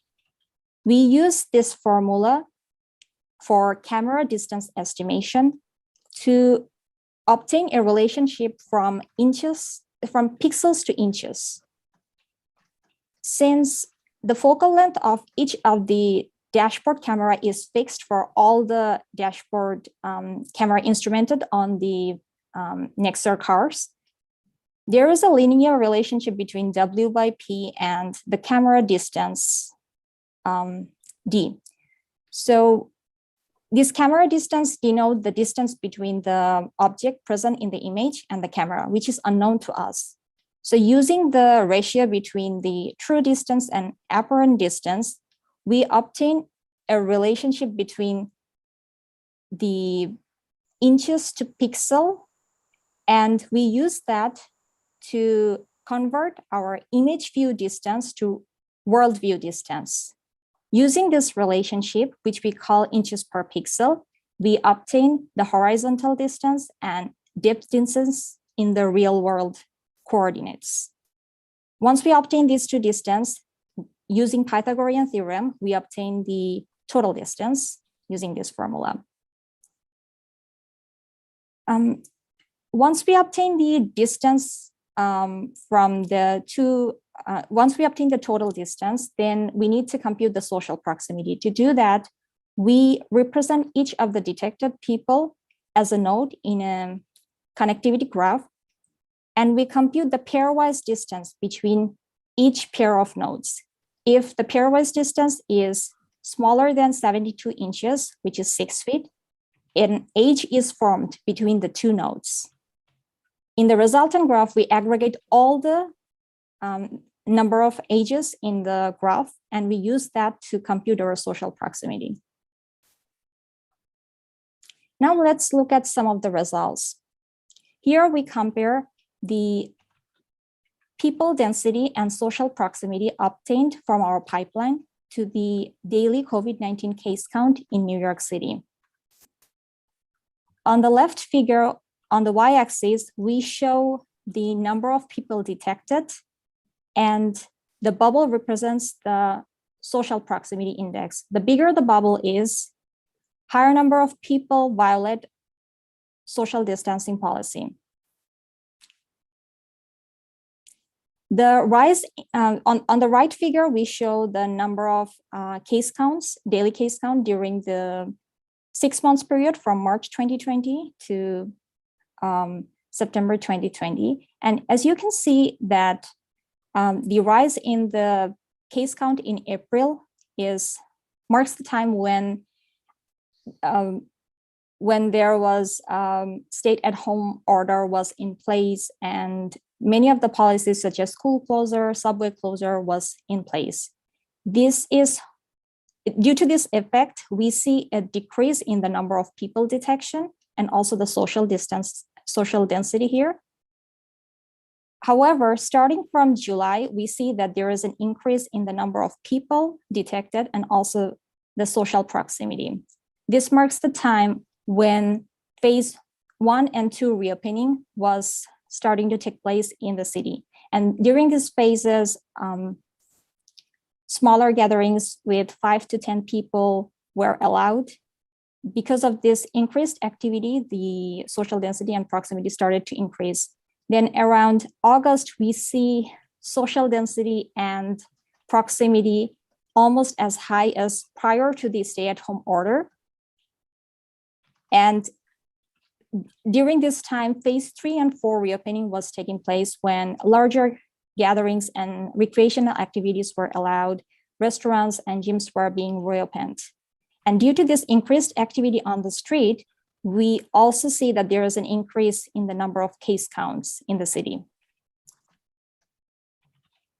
Here we show how the activity pattern during the day changed. On the x-axis, we show each hour of the 24 hours in a day and the number of people detected during this time using the bubble. The bigger the bubble is, higher number of people are detected during the day. Blue region represent the daytime and orange region represents the nighttime. As you can see that around March, we see that there was a higher density of people on the street, but during April, when the stay-at-home order was in place due to the statewide emergency order, there is a declined social density. On the other hand, around August, September, we see higher people density on the street, which also coincides with the time when reopening phases 3 and 4 were taking place. And during this time, larger social gatherings were being allowed. So our pipeline detects how much activity were taking place on the street. And this can be a good proxy measure for understanding the urban heartbeat during these policies were in effect in the city. We also wanted to see how whether a certain category of places pose a higher risk due to their high social density and proximity risk. The motivation behind this is that public health officials recommended that to limit people's visit and mobility to high density areas such as churches, libraries, museums, as they pose more risk due to higher proximity. So here we show from our pipeline the number of people detected and the average pair risk proximity. The way we categorized the location of our images is we use Google's OpenStreetMap categorization process to categorize the image locations based on the services they provide, and then sorted them based on the number of people detected and the average pairwise proximity. And as you can see that parks, playgrounds, community gardens, while they do experience high number of people detection, but because of their outdoor nature, they have less risk of having people being in close proximity to each other. Whereas for places like churches, libraries, or museums, clubs, they pose more risk because not only they have higher number of visitors because of their social and indoor nature, they have more risk of having people in close proximity of each other. So in conclusion, we present a computer vision-based approach to sense urban life and the compliance level in response to different public policies that were taking place during the COVID-19 pandemic. And here we use a unique data set that is being collected by dashboard cameras. And based on our analysis, we show that such dashboard image data set have promises for being used in sensing applications for smart cities. And there are opportunities for vehicle captured images in this area. And finally, public activity trends that we observed through our pipeline and this image dataset shows that such dataset and pipeline can be useful for future policy design when corroborated by external public data. With that, I'm going to conclude my talk. This work is supported by NSF Rapid Grant, and we would like to acknowledge their support in it. I'll be happy to take any question now.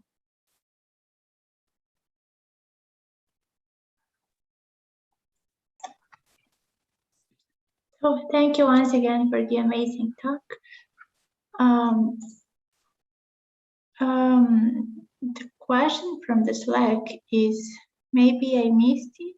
Do you calculate the depth information for calculating the distance between the people? Yes, that's a great question. Let me go back to the slide for this. So we do consider the depth information, because when we calculate the distance, we are calculating the distance between the people on the horizontal axis and also the depth. So that was actually the challenging part, because for the horizontal axis, you can just compute them by converting the pixels to inches. But when we consider the depth actually relies on the distance from the camera to the object. The farther the object is, the depth information is more hard to understand. So we use average pixel information to convert the pixels to the inches.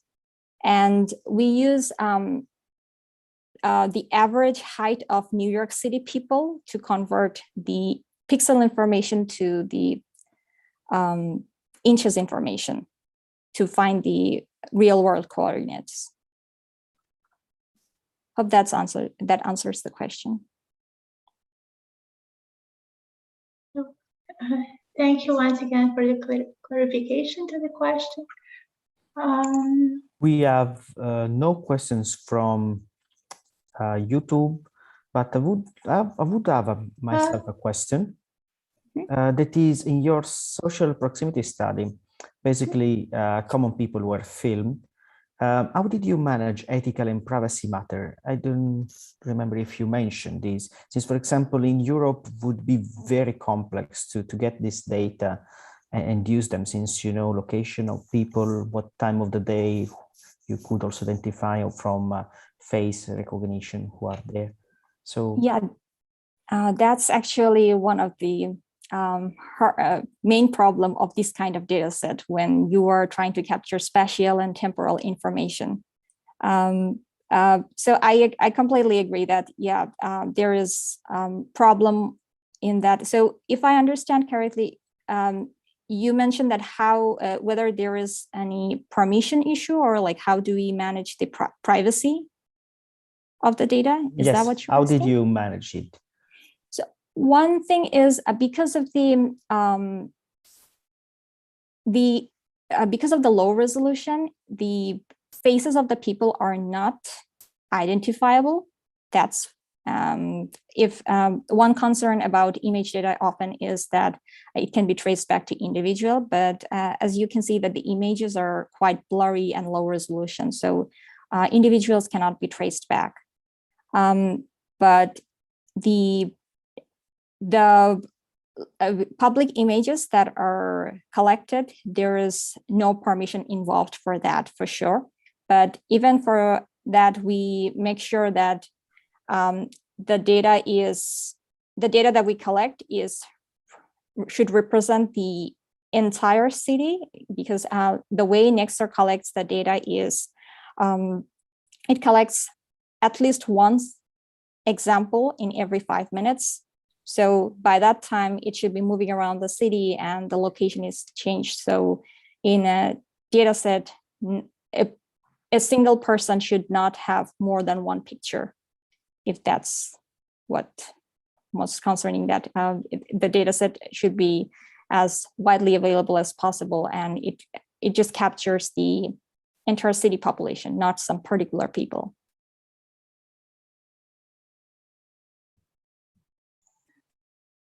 Okay, thanks for the clarification. I posted another question, and due to the time limit, we unfortunately do not have time to address all the questions in the live session.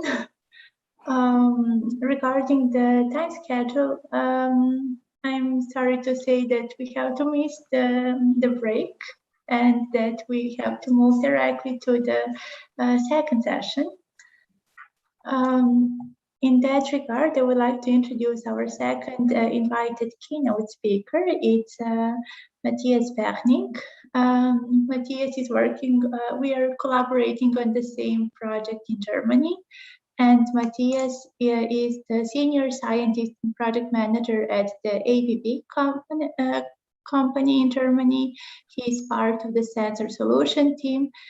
His research interests include distributed sensing and information processing in different domains, including building automation. He started his work at Kaiserslautern, got his PhD in Karlsruhe at KIT in Germany, and currently he's at ABB. Okay, thank you for the introduction, Romana, and thank you for the opportunity for speaking here and for providing more of an industry perspective on the topic of big data analytics in the building automation domain. So my talk today will be mostly about challenges in building ecosystems and how we at ABB are trying to enable data-driven services and basically what we have as open questions. So in contrast to the great talks we had before, I will mostly pose questions without having a lot of answers to those. But at least I know of at least a few things that did not work so far. So Romana already introduced myself, so let me just give a short brief. As she said, I'm a senior scientist and research project manager at the Corporate Research Center in Germany. And I have a strong background in sensor networks and sensor technology, but also veined into user interaction with building system and distributed systems. And this is actually from my PhD, where I studied interaction with distributed computing and sensor system installed in the environment. So a few words about ABB, because I don't think it's, I think it's known, but not maybe known to everyone. ABB is a global company, actually with a history of 130 years, coming from a merger of two smaller companies in Switzerland and Sweden. And we are currently have around 100,000 employees in about 100 countries. And we do a lot of products from robotics, small robotics, industrial robotics, large drives, motors, process automation or automation in basically all kinds of industries and sites, from let's say maritime vessels to lifts in the mountains to discrete manufacturing, but also home and building automation. And this is from where I will report something today. So what motivates us? What's our mission? Where are we developing technology in the building automation domain, and what is it for? As you see here is a site, actually a production site from ABB in Lüdenscheid in Germany. And it's actually the main distributor of residential electrical installation and home automation components is Busch-Jaeger, which was bought by ABB. It's a few, I think it's at least a decade ago. And the site is part of our mission to zero. So as I think a lot of you are aware, buildings are a major source of carbon emissions, not only during construction, but also during operation. And we are actually aiming for carbon neutrality of our own sites, so including production. And we are trying to help customers do the same. So that's why we are developing these technologies. And that's why we want to scale them and provide solutions that can also be used outside of our own, let's say, projects that are driven by our own engineers, but can be used on a multitude of sites. So in this case, I mean, there are several components how we can reduce energy consumption. First part is actually reducing energy consumption, implementing energy management, and then adding renewable generation, either locally on our own site or buying it from the market, and then integrating electrical vehicle charging, battery storages, and also scheduling production and on-site activities accordingly. And so, yeah, I mean, that sounds like a good goal and a good project. So let's do this. But the problem for ABB as a single vendor in the building automation market is that we are not big enough to supply large buildings. We will not supply all installations, especially not in all markets. And so we are currently looking at building an ecosystem. So what is an ecosystem? I think the, let's say, ecological term or biological term is known, but what is a business ecosystem? So the business ecosystem is, according to the definition, an economic community supported by a foundation of interacting organizations and individuals. And the key here is that the community produces goods and services of value to the customers, and that the customers are themselves members of the ecosystem. So let's have a look who is part of this ecosystem. So first part here is that we need to identify the stakeholders. And if we are looking into building automation, and I think few of you have been aware of this already, is that we have actually a complex network of roles and responsibilities that are distributed over multiple companies and individuals. And this is actually evolving over the building life cycles. And so the responsibilities get passed over from one to the next.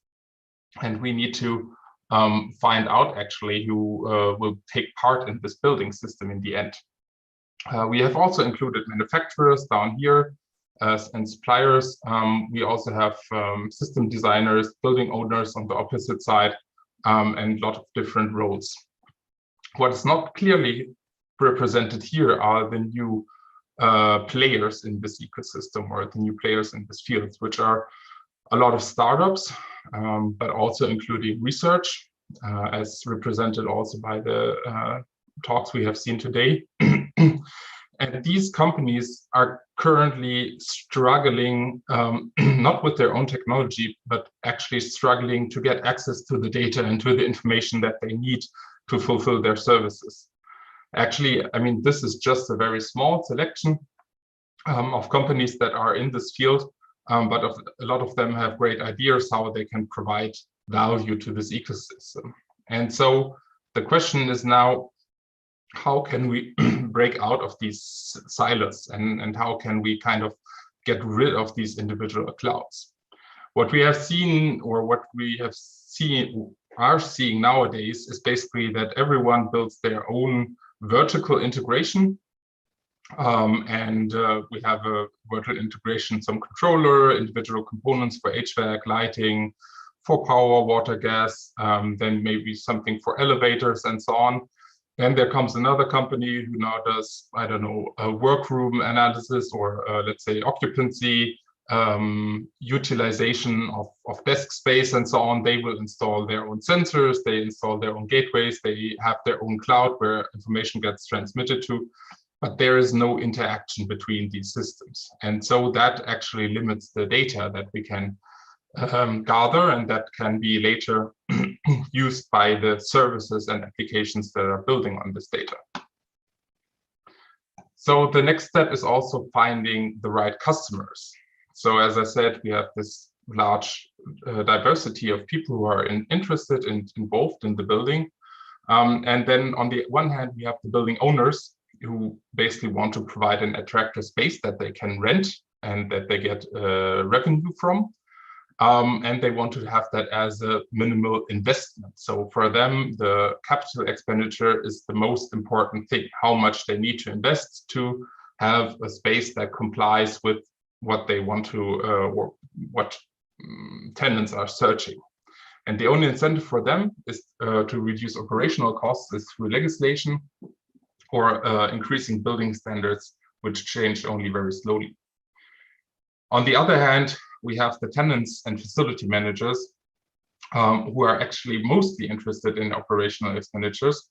and they have little interest in investing in the space. So if they're only renting there, or if they are basically trying to optimize the energy consumption, they are usually only employed for a limited time. So every investment in the space needs to pay back on itself in this limited time frame. And so the question here is, okay, we cannot sell a system to the building owner which will basically provide benefits to the building tenant, because the building owner is not is often not the one who's paying for the energy bills. So it's a question how we address the right people and how can we have offerings that are tailored to the right customer, and what are these offerings. And then the last point I want to mention today on this side is saying that we also need to maintain data security, saying that we need to have a secure system, and this gets only weaker if we have a high number of players, a large attack surface. We need data protection, so if the data that we are generating is actually valuable, then we also need to make sure that it's kind of backup, that we know how to restore it, and that we can transfer it from one side or from one service to the next. And we also need to make sure that we have data privacy as one of the core foundations. So these buildings are occupied by people, and as we have seen in the previous talk, actually we don't want to see private data leak into some data sets that everybody can just access. So what does our solution look like? And this is something that's kind of launching at the moment. So what we are proposing is this ABB building ecosystem. And why I'm talking about that today is because we are actually open for collaboration, and we are looking for collaborators in improving this ecosystem.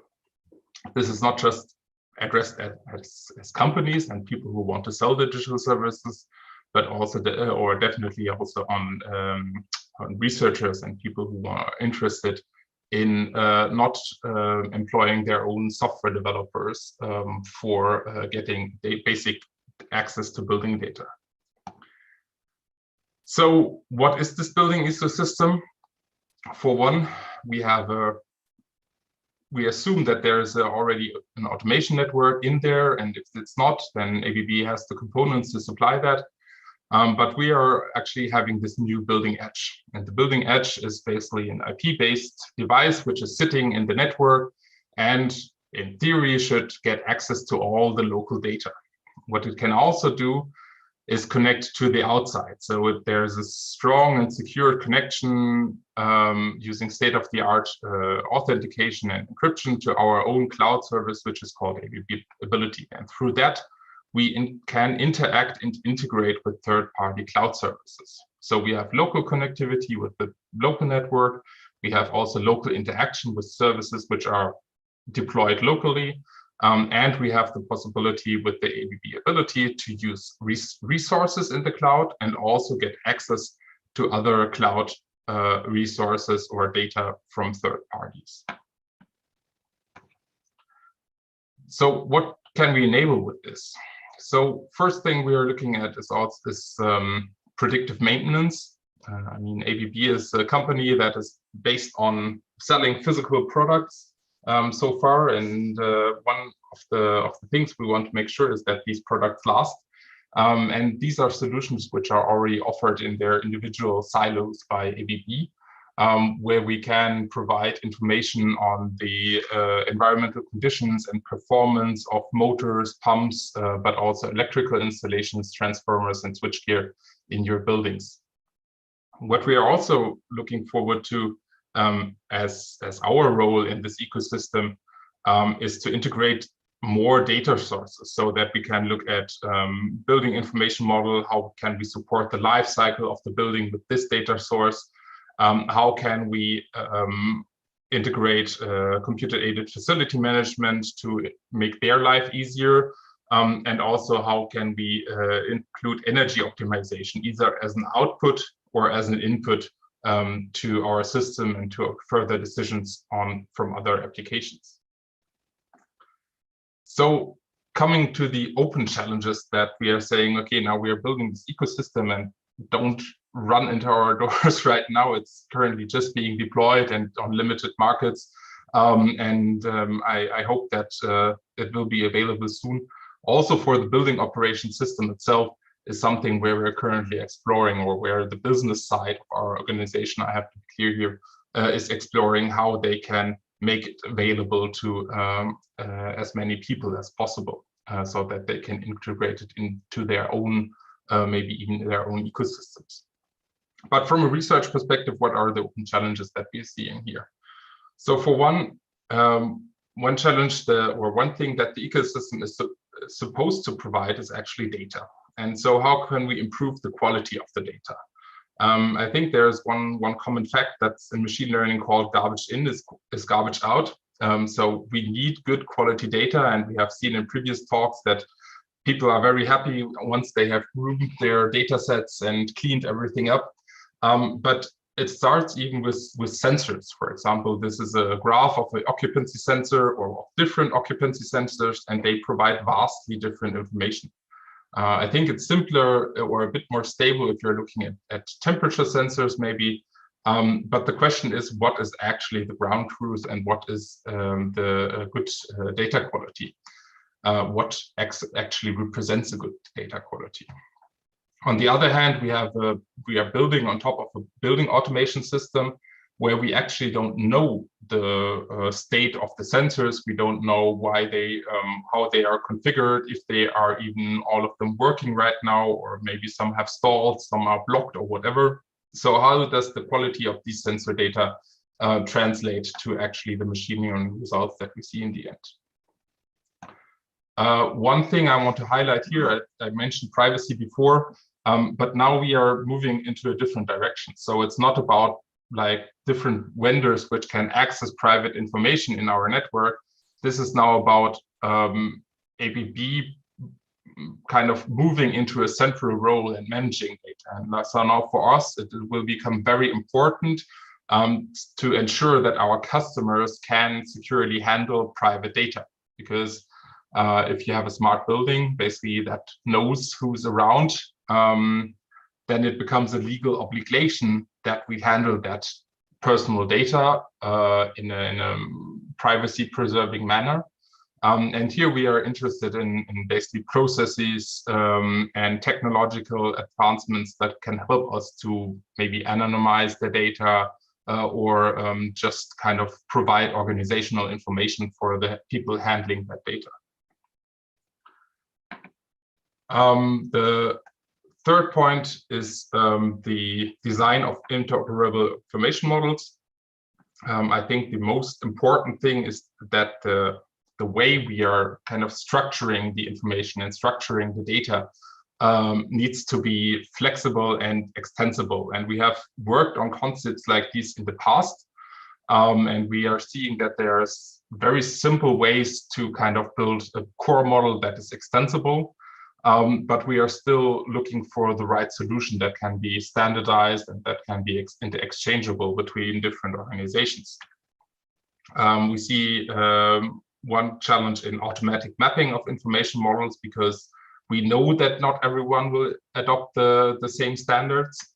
And on the other side, we will also want to be based ourselves on standards. And here we see different streams like really standardization bodies publishing their own information models.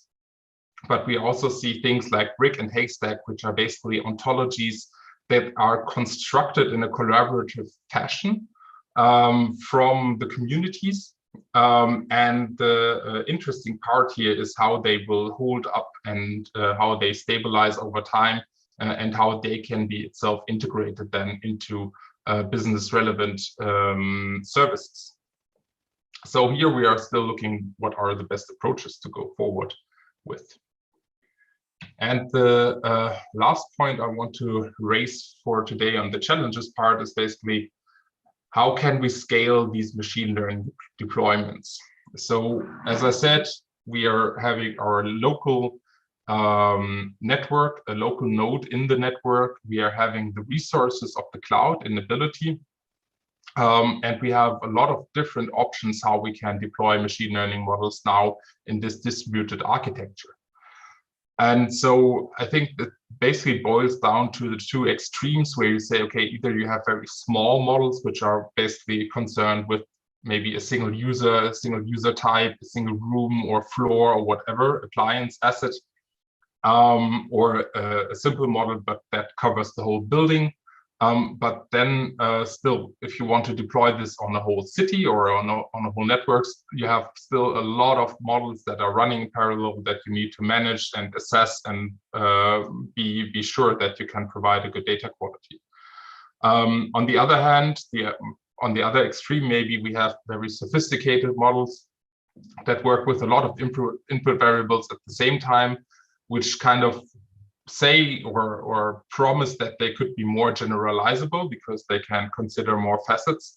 But on the other hand, this would require constant upload of data to the cloud. And if you're looking in this from a cost perspective, actually at some points, this is not free anymore and can be actually quite a burden to the supplier, us, or the customer who needs to pay for the service in the end.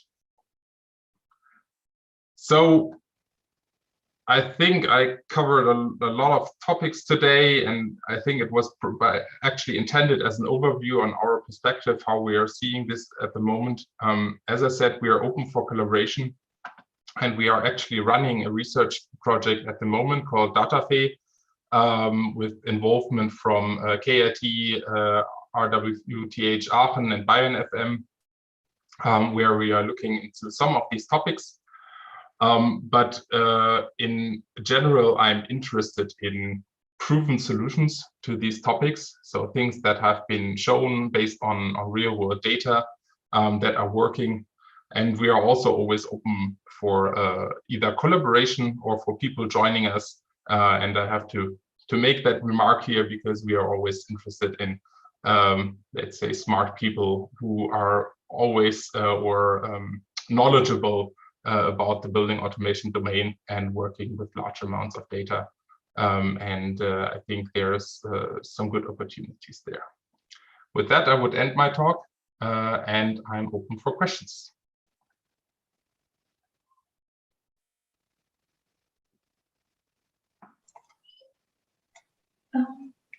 Thanks for super interesting talk and for sharing the state of technology, which is even more advanced than the state of the research in some domains of occupant behavior. There are at the moment no questions in the Slack.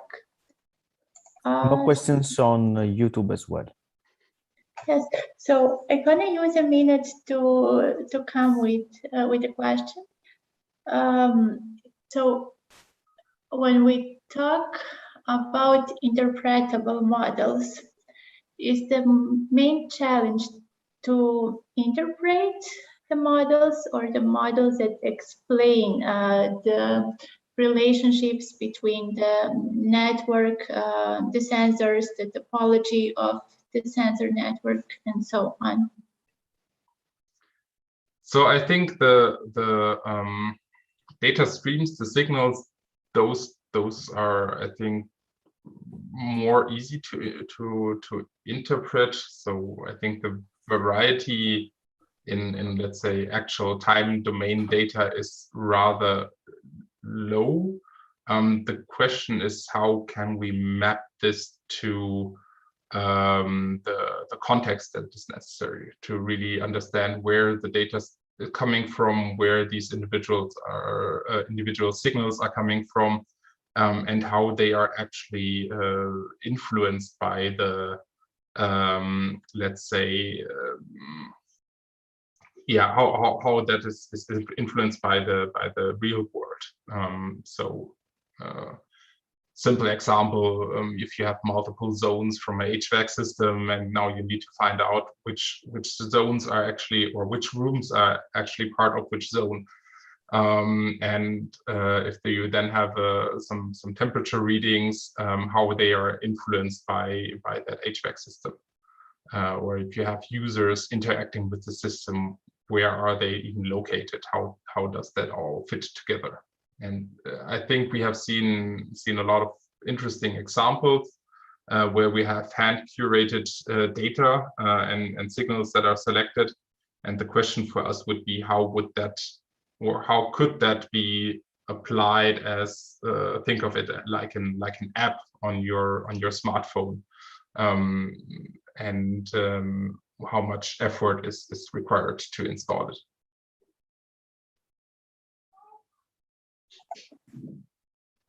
Thanks for clarification for the answer. Salvatore, are there any questions in the YouTube channel? No. Okay. In case there are no questions for Matthias at this point, I would like to first of all thank you for an amazing talk, for contribution to the state of technology, and for actually pushing the academic research forward through the amazing industry academic collaboration.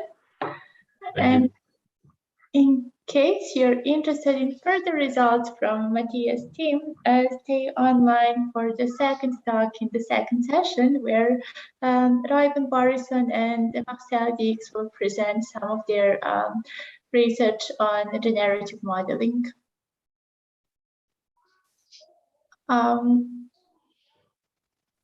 Not to lose too much time, I would like to introduce the first speaker of the second session, who is presenting the work on the anomaly detection. And spoiler, in the second session, we're going to have lots of anomaly detection models and focus on this topic. So Devesh Kumar is presenting the work they submitted on anomaly detection and fault diagnostics. Thank you so much, Romana. I'll take this moment to share the slides.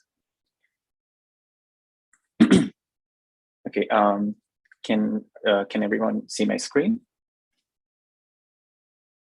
Any acknowledgements there? Yes, yes, we can. All right, thank you so much. Okay, hello everyone. My name is Devanshu, and I am an undergraduate student affiliated with University of California, Merced, and I actually just graduated from UC Merced. So I'll be presenting the building sensor fault detection and diagnostic system. So I will first start with a talk of the background that basically describes the essence of our research. So in general, buildings consume about 40% of the energy in the United States, and about 50% of the energy that is consumed by buildings are through the HVAC systems, or heating, ventilation, and air conditioning system. Problem is that with any major systems, they are also prone to errors. So, which is why we have fault detection diagnostic methods, which help us in detecting issues in the physical systems, which can be in, for example, exhaust fans, boilers, etc. Now, several work has been done and contributed in the field of FDD, but very few work has been actually done in the field where sensors provide false information to the HVAC controller, thus setting the physical systems in an inappropriate manner. So we'll first try to explore from a visual context as to how the sensor readings affects the HVAC controller's behavior. So in an ideal case, what we have in the figure is a simple HVAC schematic where the supply fan injects the air, which passes through the heating and cooling coil, and it goes through zone number 8 in this case. Before going into the zone, the sensor captures 3 main readings, which is the supply temperature, airflow, and the zone temperature. And this reading is then fed back to the controller, and based on the inputs that it receives from the sensor, the controller will go ahead and adjust the settings for the supply fan, heating, and cooling coil. Let's also assume that the following conditions are there as an initial standpoint of view, and we assume that in this case we have no sensor faults. So how does this pan out in a time series manner? So here we will see that at time equals 0, we start up with our initial conditions. We also distinguish readings based on reading and truth. So So any column that says with reading, that's basically what the sensor is reading in the HVAC system. And anything that says with truth is essentially the ground truth value of the sensor. So essentially, if it's like, in this case, you see supply temperature is 20 degrees, the ground truth was actually 20.4 degrees Celsius. So in this case, what we see is at time equals 0, we start with initial conditions. And as we proceed with time, we see that our zone temperature from the reading and truth is dropping towards 22 degrees Celsius, which is ideal in this case, since we want to reach the temperature of 22 degrees Celsius. At time equals 15 minutes, what happens is we see that the zone temperature now is about 22 degrees Celsius. So now what will happen is that the controller will get this input from the sensor, and the controller will now start adjusting the settings for the supply fan and the cooling coils to be more energy efficient. So after 15 minutes, what it will do is it will try to drop the airflow, the CFM, and the supply temperature just to a degree so that it can just maintain equilibrium at 22 degrees Celsius. So at this point, what's happening is we have reached the goal of user comfort, and also at this time we're also being efficient in terms of energy consumption. Things get a little bit different when there are faults in the sensors. Let's assume that we have the same schematic in the HVAC system and the same set of conditions to begin with. But now we have a zone temperature sensor that is off by 4 degrees Celsius. So for instance, if the zone temperature in the HVAC system reads as 20 degrees Celsius, the ground truth value is not 20 degrees, but 24 degrees Celsius. So let's take a look at how things move in a time series manner. We still start with the same time series initial set of values in the time series distribution. But now if we observe carefully, that the zone temperature, the difference between the zone temperature reading and the zone temperature truth is off by 4 degrees Celsius. So the sensor thinks that the current zone temperature is 28.5 degrees Celsius, whereas in reality, it's actually 32.5 degrees Celsius. If we follow on towards time equals 15 minutes, which is what we have defined as the time to reach the set point, we see that the sensor thinks that the zone temperature now is about 22.1 degrees Celsius. So what will happen is it's going to send the same data to the controller, and the controller will now believe that we have reached the goal set point temperature. So now I can start being more efficient. But the reality is that we're not actually at 22.1 degrees Celsius. If you take a look at the ground truth data, we're at 26.1 degrees Celsius.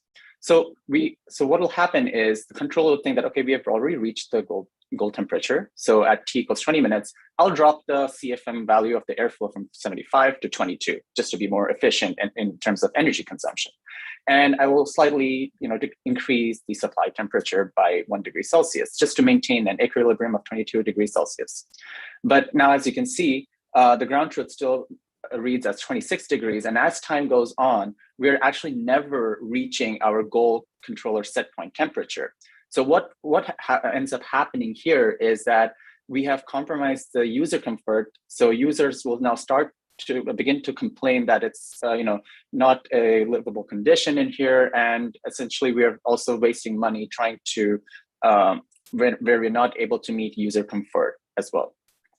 So this inspires us to come up with the following system, where we have a zone that already has 3 BMS sensors, which are supply temperature sensor, airflow, and zone temperature sensors. What we do is we have a technician go into the zone, and the technician will essentially deploy 3 additional ephemeral parallel sensors that will measure the same quantities as supply temperature, airflow, and the zone temperature. So in total now what we have is a total of 6 sensors. And what we do is we have a smartphone application that will get the data from the BMS sensors and the ephemeral sensors. The objective is we want to use this ephemeral sensors as a way to determine whether the BMS sensors are lying to the controller. And the way we do it is we get the data from these sensors, and then we try to make a determination whether we need more data for our machine learning models to predict whether the BMS sensors is lying to us or not. And based on the outcome, if the application determines we have sufficient data, this data is sent to our backend machine learning models that we work to create. And essentially in the output, what we get is a fault statistics from our models, which is called the SVM pre-trained classifier and our thermodynamic machine learning model. So with that being said, I'm going to transition in talking about what the SVM pre-trained classifier is. So as a prerequisite, we need to have a zone that already has the BMS sensors, and we also are at the point where the user has already deployed the 3 ephemeral parallel sensors. What we do is we create 3 models in parallel, where in the first model, we see that takes in vectors of supply temperature from the BMS sensor and the ephemeral parallel sensor. The second model will take as inputs zone temperature from the BMS sensor and the parallel sensors. And lastly, we have the airflow, vectors of airflow coming from BMS sensors and the parallel sensors. Then what we do next is we send it to our SVM pre-trained ensemble classifiers that have been previously trained on offset and gain fault with different values.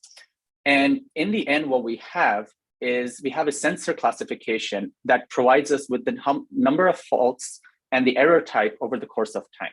So in this case, we're not interested to see if a single data point is off or not, but rather we're interested to see if in a more like time series manner, how does the number of faults, how does the number of faults increase or decrease over the course of time, and what are the common error types? The next model that we propose is the thermodynamic regression model. And this is, in my opinion, the most interesting model. So as a prerequisite, it's very similar to that of the SVM pre-trained classifier. We still have the BMS sensors that's already in the HVAC system, and the user at this point already has the 3 ephemeral parallel sensors. In this case, what we do is instead of running 3 models altogether, we have 2 separate models running in parallel that take as vector inputs vectors of supply temperature, airflow, and zone temperature from the BMS sensors. And the second model would take the same set of inputs, but from a different source, in this case, the parallel sensors. Well, the next step is basically we send these vectors and try to learn the model parameters using simple regression techniques. And essentially what we do is we send these learned model parameters in addition to the input vectors to a first-degree differential equation thermodynamic model, which will help us predict the next time step zone temperature. Once we have that, we essentially capture it for a specific time range, and then we basically combine the results of the results of 2 models all together, and essentially we define a kind of like a boundary based on the root mean square error. So that basically says like, okay, if we predict like 25 degrees Celsius, it can be off maybe plus or minus 2 degrees Celsius. The way we do sensor classification is as follows. We have 3 cases in this case. So case 1 is if the boundaries of the both predicted zone temperature overlap each other, then we don't consider that as faulty. However, if we have a case where the boundaries are partially overlapping each other or they're completely like separate from each other, then we classify that as a faulty data point. We ran an experiment where we simulated 1 year's worth of the BMS and the parallel sensor data using Energy Plus simulation. And what we did is we injected faults manually in the simulated building management system data set, and we left the parallel sensor data alone, as if we're defining it as a perfect sensor that's free of any errors. And we made sure that these faults followed the 2 error models, which were the offset fault and the gain fault. We reserved about 80% of the data for training purposes and 20% of the data for testing. And we ensured that the training data set consisted of a good mixture of different error models like the offset fault, the gain fault, etc. And also we made sure that the data set also consisted of non-error models just so that the model can generalize better. Here were the following parameters used to train the SVM pre-trained classifier. And to compare our performance of the models, we compared it with the state-of-the-art, which is the SVR and the LSTM artificial neural network. The results were as follows. So we plotted ROC curves for our models in conjunction with that of the state-of-the-art. And essentially what we're trying to assess is how well does our model do in terms of accuracy. As you can see, our SVM pre-trained classifier is nearly perfect, where we have about 100% true positive rate with a nearly 0% false positive rate. We also see that our thermodynamic regression model is also doing much better compared to that of the LSTM and the SVR models in a qualitative perspective. From a more quantitative measure, we see that our models have generally have a better average of the average area under the curve for the ROC models, for different models. And also we see that our average best TPR for our models is much better than that of the state of the art. In terms of future work, we still need to perform more experiments in actual building settings. And specifically, we need to find buildings that we already know ahead of time that contain like sensor faults, just so that we can assess the performance and accuracy of our models. We also need to spend more time to determine the actual convergence time for the thermodynamic regression model. So essentially, I briefly did mention that our application has the logic to determine whether the amount of data we have is sufficient for the models to be able to predict. But just knowing like ahead of time, like how much data I would need as a user would be really helpful, because if I'm a user using this application, I don't want to be like spending hours and hours just trying to collect data. So just knowing that ahead of time would always be beneficial. Furthermore, we also will be taking some time to experiment our models with the ASHRAE BMS faulty sensor dataset as recommended by one of the reviewers. In summary, I'd like to take home the message of that we proposed a system where the user deploys 3 parallel ephemeral sensors that will collect data. And essentially, we'll send this data to our 2 machine learning classifiers, which is the SVM pre-trained model and the thermodynamic model. What we do in the end is we provide the user the number of faults that the models was able to predict over the course of time. With that being said, this concludes my presentation, and I'll be open to taking any questions.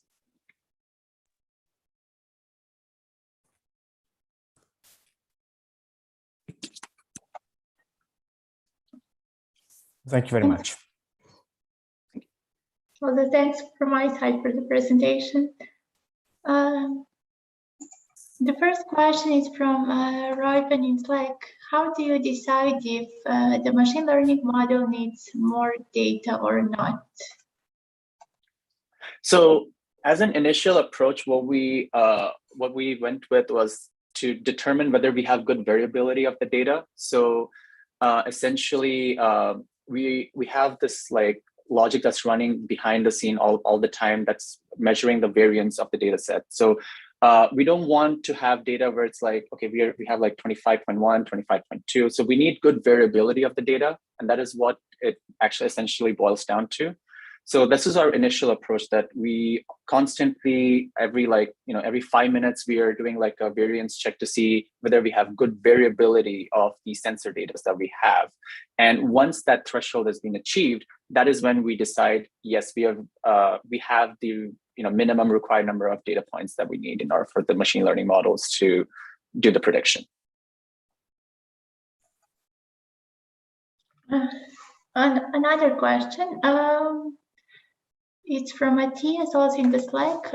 Interesting approach. How can you ensure that the thermal sensors have the same dynamic behavior as the building sensors? That is actually a really great question. So yes, there is one limitation that the ephemeral palette sensors could also behave abnormally. However, also as a prerequisite, the ephemeral palette sensors that will be deployed needs to come with the assumption that these sensors are free of any errors in order for this to work. Okay. We have 2 more questions, and we are still running out of time and behind the schedule. So I would like to ask you to check the Slack once again after the talk, and maybe to take the questions offline. Right. Again, thanks for the talk, and we have Sure. Thank you so much. Which is on a very related topic. It's again about anomaly detection, and Ruben Barison from AVB in Germany will present their work on open set anomaly classification.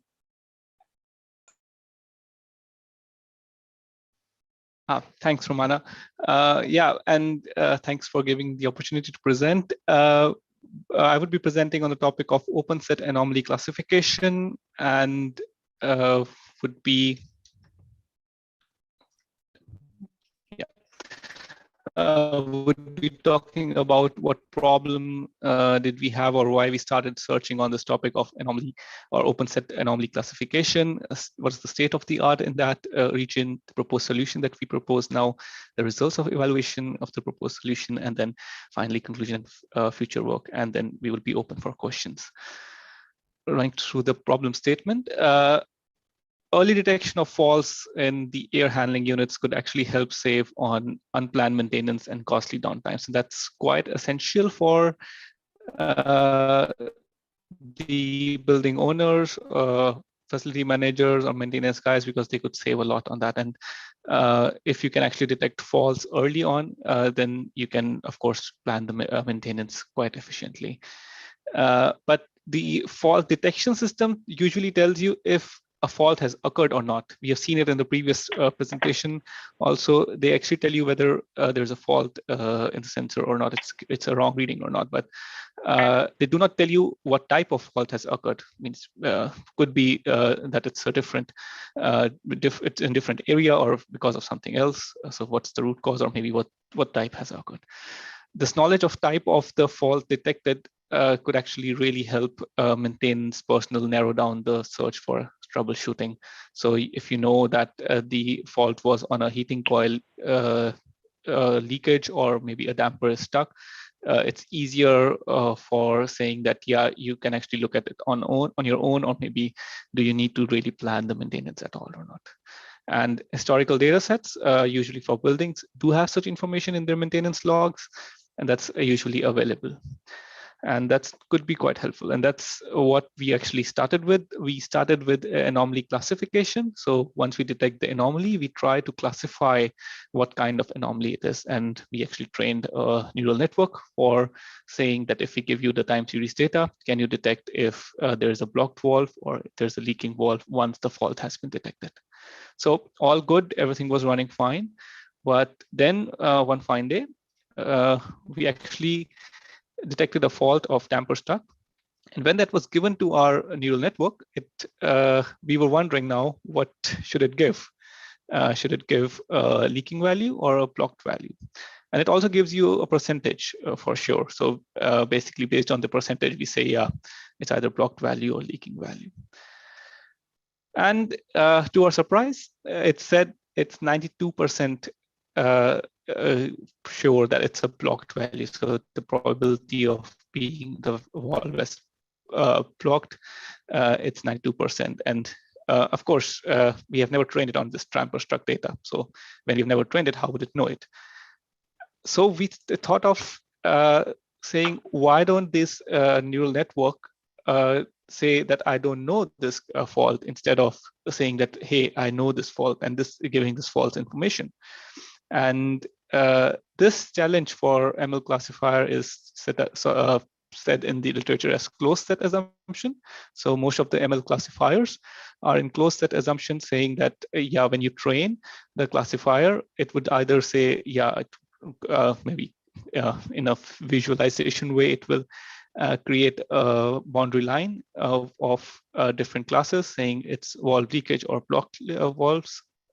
And whenever a new fault or unknown fault comes, then it would actually try to put them in one of those two classes. And like if you can see over here, it was more near or more in this area of blocked valves. So it says, it's a blocked valve rather than damper stack. There is state of the art in this direction, and that's called as open set recognition. We actually saw an open OSR survey paper where there were many techniques, around more than 100 techniques of showing how the open set recognition would work, from basically simple statistical methods to more ML-based methods, showing thresholds and stuff like that, giving probabilities. And that's a known problem in machine learning. It's still a state of the art, and it's still in academic research. So we thought, why not just use the state of the art, or why do we now make another technique?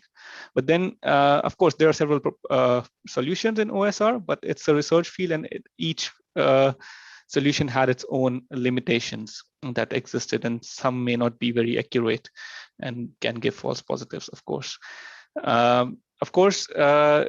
These are not easy to use because sometimes they actually propose you to customize your model. Implementation doesn't exist. It's mostly mathematical formulas that we found. And then we were actually looking for anomaly classification, if there was a technique specifically for anomaly classification. And I'll tell you why we look for that, because based on our pipeline, you will have a more understanding. So we actually proposed a pipeline of different models using well-known architectures of neural networks in the context of anomaly detection to say if we can actually detect this open set problem or not. And I will present you the pipeline, but before that, I would just tell you how do we detect anomalies, because that's something important to understand our pipeline. So I think we come from data science domain, and we are familiar with the concept of autoencoder.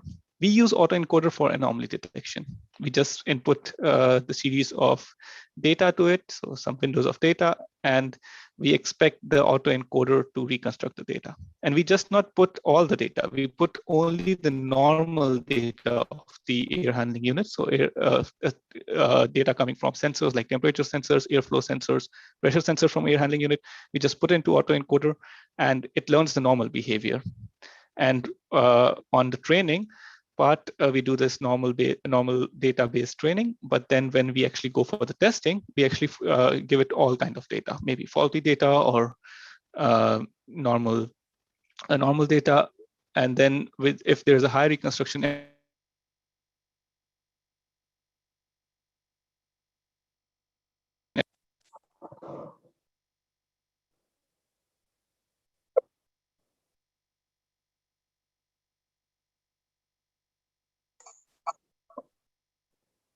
I'm scared we just lost Robert. Sorry, I got disconnected for a while. Can you hear me again? Yes. Sorry for that. Wait, I reshare my screen. Okay.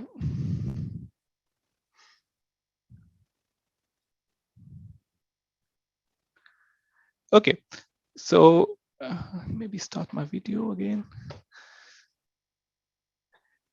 Yeah, so I was telling about autoencoders, and then if you give the test data to the autoencoder, which consists of fault data, it will produce you a higher reconstruction error. So that's how we do anomaly detection, and we actually use this as the one of the technique to also filter out the not known data. So our OSR pipeline. So once we get the input data from the air handling unit, we actually give the data to the autoencoder based anomaly detection, and it actually tells you whether it's normal or abnormal. Once we find out if it's an anomaly, we have another autoencoder which is trained on known anomalies. So it will actually give you a high reconstruction error if it is unknown, and a low reconstruction error if it is known. So this way, we filter out this unknown anomalies which are not known, or which for which the classes are not known. And then we feed the data to the ANN based classifier, which can then already tell you what kind of class it is. So at this middle step, we already filter out the unknown data that was never known to the ANN based classifier. And this actually helps us a lot in discarding the unknown classes and not giving the false values from the ANN based classifier. Evaluation. We actually, so instead of using some real site, we actually found out there's a data set online published by Lawrence Berkeley National Laboratory, which actually performed several faults on air handling unit data, air handling unit system, which was a physical air handling unit system, not a simulated one. And that was really good. And they actually injected like 7 faults into the system, like damper is stuck, whether it's in minimum position or fully open, a valve of heating coil is stuck or leaking, and similarly for cooling coil. And then also it has unfaulted and normal data. And we actually took 4 of the faults and gave it to the pipeline. And also we trained our anomaly detection on unfaulted data. So for the known faults, it was always known to the classifier or the ML pipeline whether it is known or not. And when it came to the unknown part, we could see in the chart that for the unknown part, it was always detected it's unknown. So basically everything above this threshold line is a high reconstructed error data, and our OSR pipeline always rejects this as an unknown. But then everything below it is known. And if you can see for the known data points, we actually plotted it and we could see very good results here.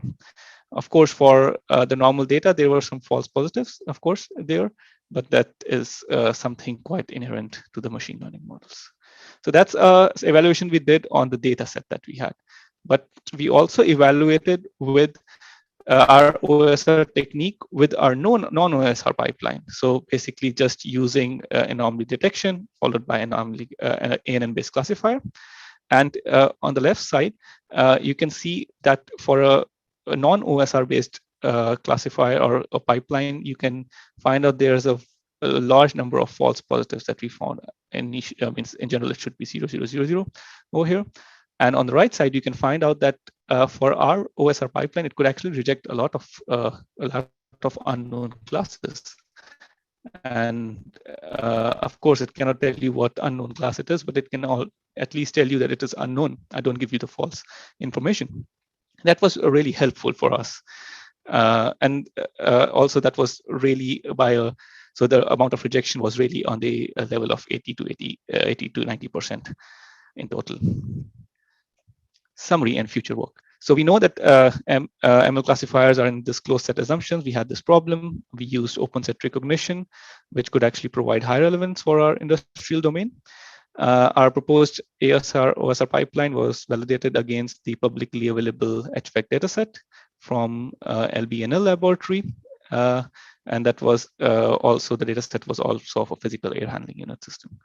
And evaluation of this dataset with a non-OSR pipeline actually helped us give that the unknown false really reduced by 88%. Future work. We just tested it on the air handling unit data. We wanted to test it on more other HVAC data, also on other industrial plants, because ABB is not just on the building automation, why not on industrial automation as well? Then also on the retraining. So basically our OSR pipeline leaves or just says that it's unknown, but why not feed it back to the trained model, getting labels from the domain experts or maintenance logs and giving it back to the trained model, and the model gets trained and feed it to the OSR pipeline. So it can actually incrementally build its information for known anomaly classifiers or anomaly classes. So with this, I come to the end of the presentation. Thanks for bearing with me. I would be open for questions now.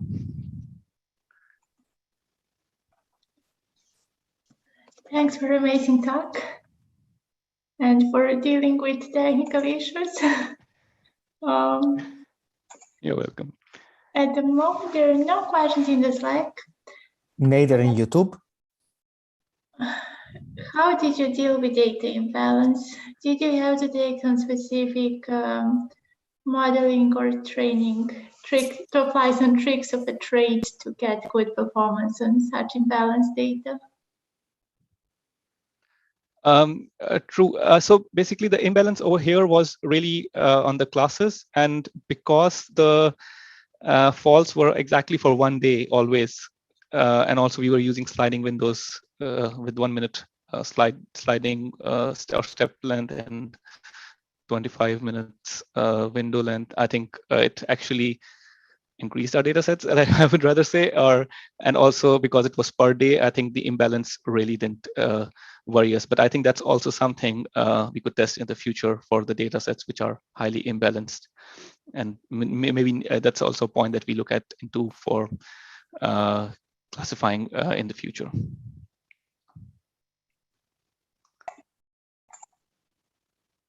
At the moment, there are no questions in the chat. Also not in YouTube.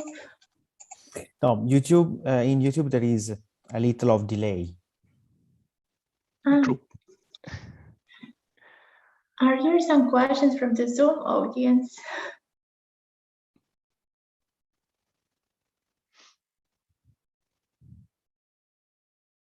Then one closing question from my side.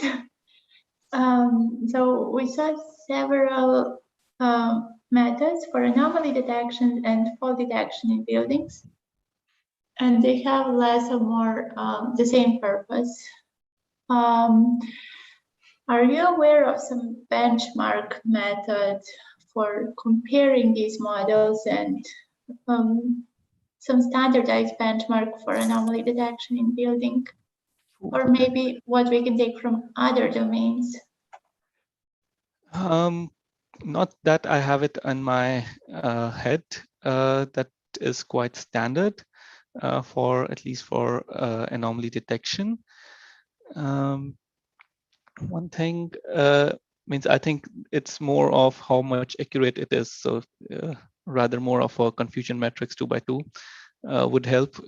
But really comparing two models, no, that's nothing. Means I think it's standard machine learning techniques that we use to compare, rather saying that we have some standard methods on the anomaly detection. Nothing that I know, at least.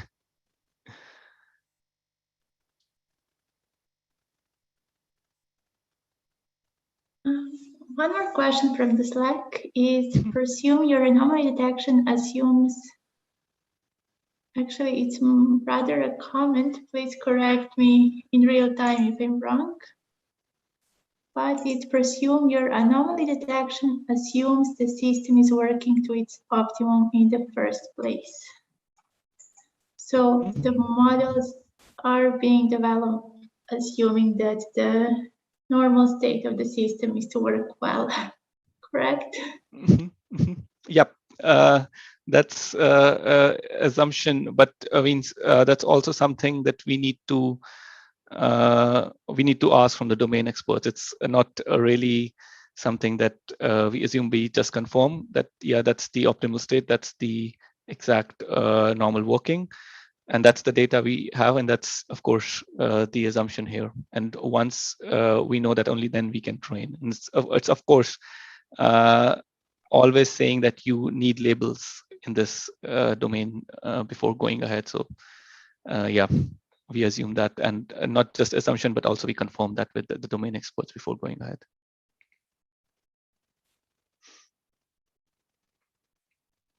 Thank you. If there are more questions, I will be available on Slack. Also means I work in the same project as Matthias does. So feel free to drop an email to him. I maybe also share my email address. So it's open for collaboration as well. Thank you. Again, thanks for the talk and for sharing the research results. In case you are interested in anomaly detection, then stay for the next talk as well, because the next talk is again on anomaly detection, and this time on dynamic Bayesian network-based fault diagnosis for ASHRAE 36. And it's going to be presented by Oyas Pradhan. Please excuse me for the pronunciation, from Drexel University. Romano, we are losing you.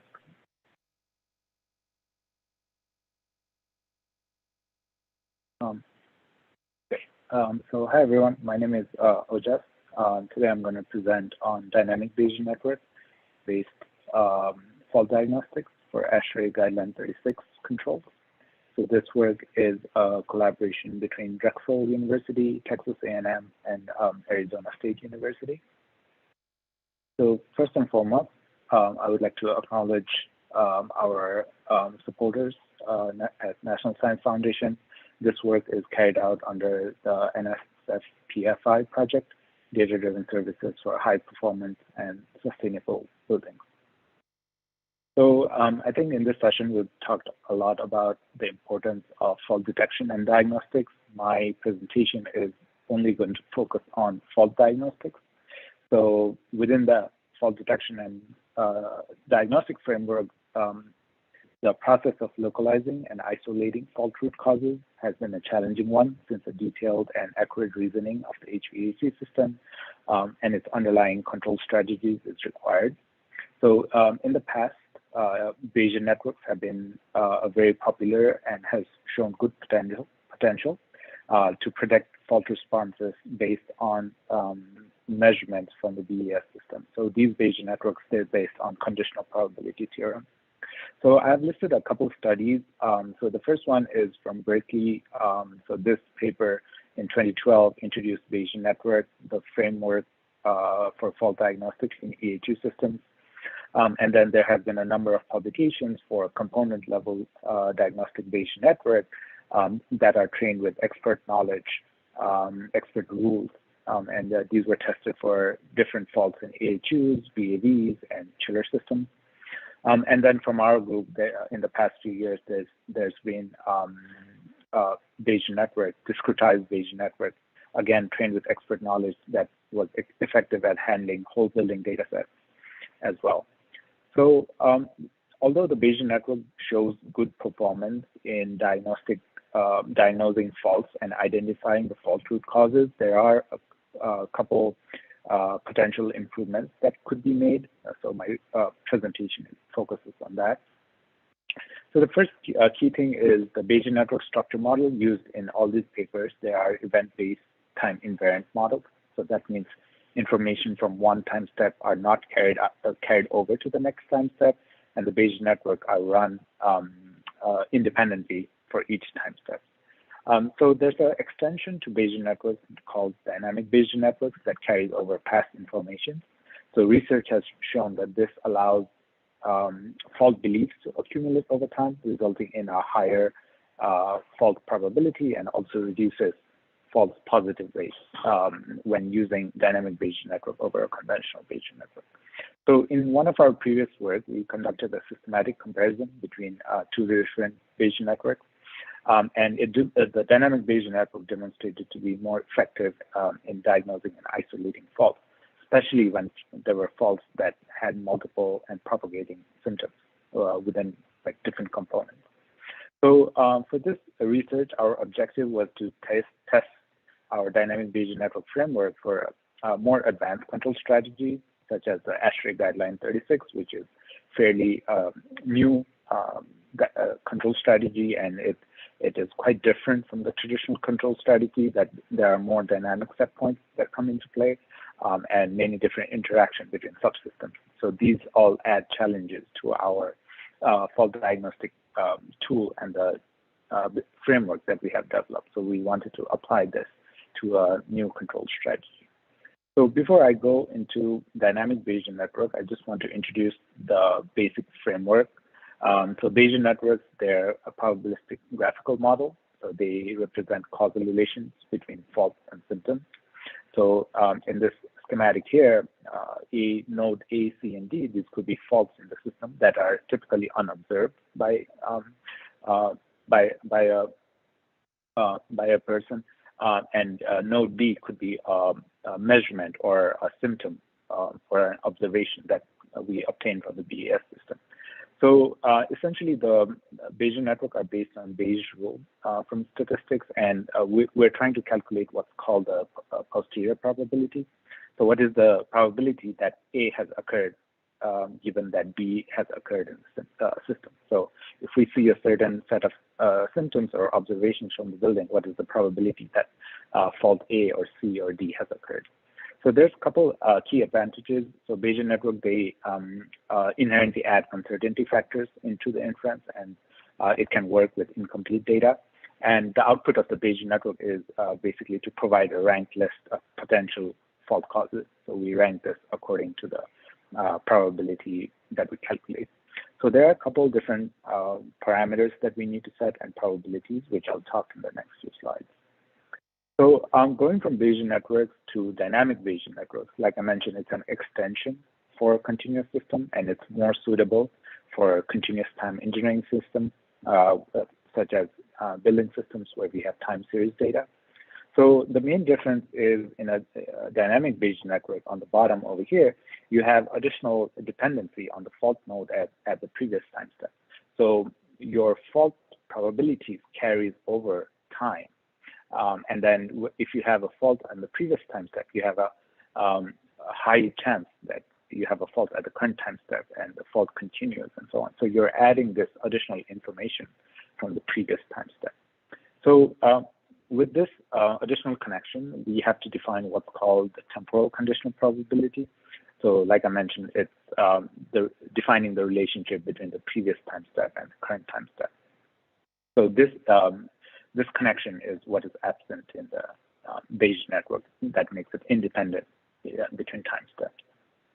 So the dynamic Bayesian network structure model that we developed was for 17 different fault nodes that represent faults in the whole building. Mostly they are in the AHU systems, but we also included some faults that's in the chiller side, the water side as well. And for these 17 different fault nodes, we identified 15 different evidence nodes that represent the common fault symptoms for these faults from direct and virtual measurements as well. So next, we define the dynamic Bayesian network parameter model. So here we have a list of different probabilities. And right now, all these probabilities are defined using expert knowledge. So in the past, we had conducted several studies and sensitivity analysis to determine these conditional probabilities and that we define into the parameter model. So here we have the first thing, we have the prior probability, which is the probability of a fault occurring at the initial condition. So we give it a very low faulty probability. So we say that the system is fault-free, is assumed to be fault-free at the beginning. So the conditional probabilities, next, it relates the fault and the symptom. So you could have certain symptoms that are a strong evidence, or you could have certain symptoms that are a very weak evidence. So we give different probability values based on those severity levels.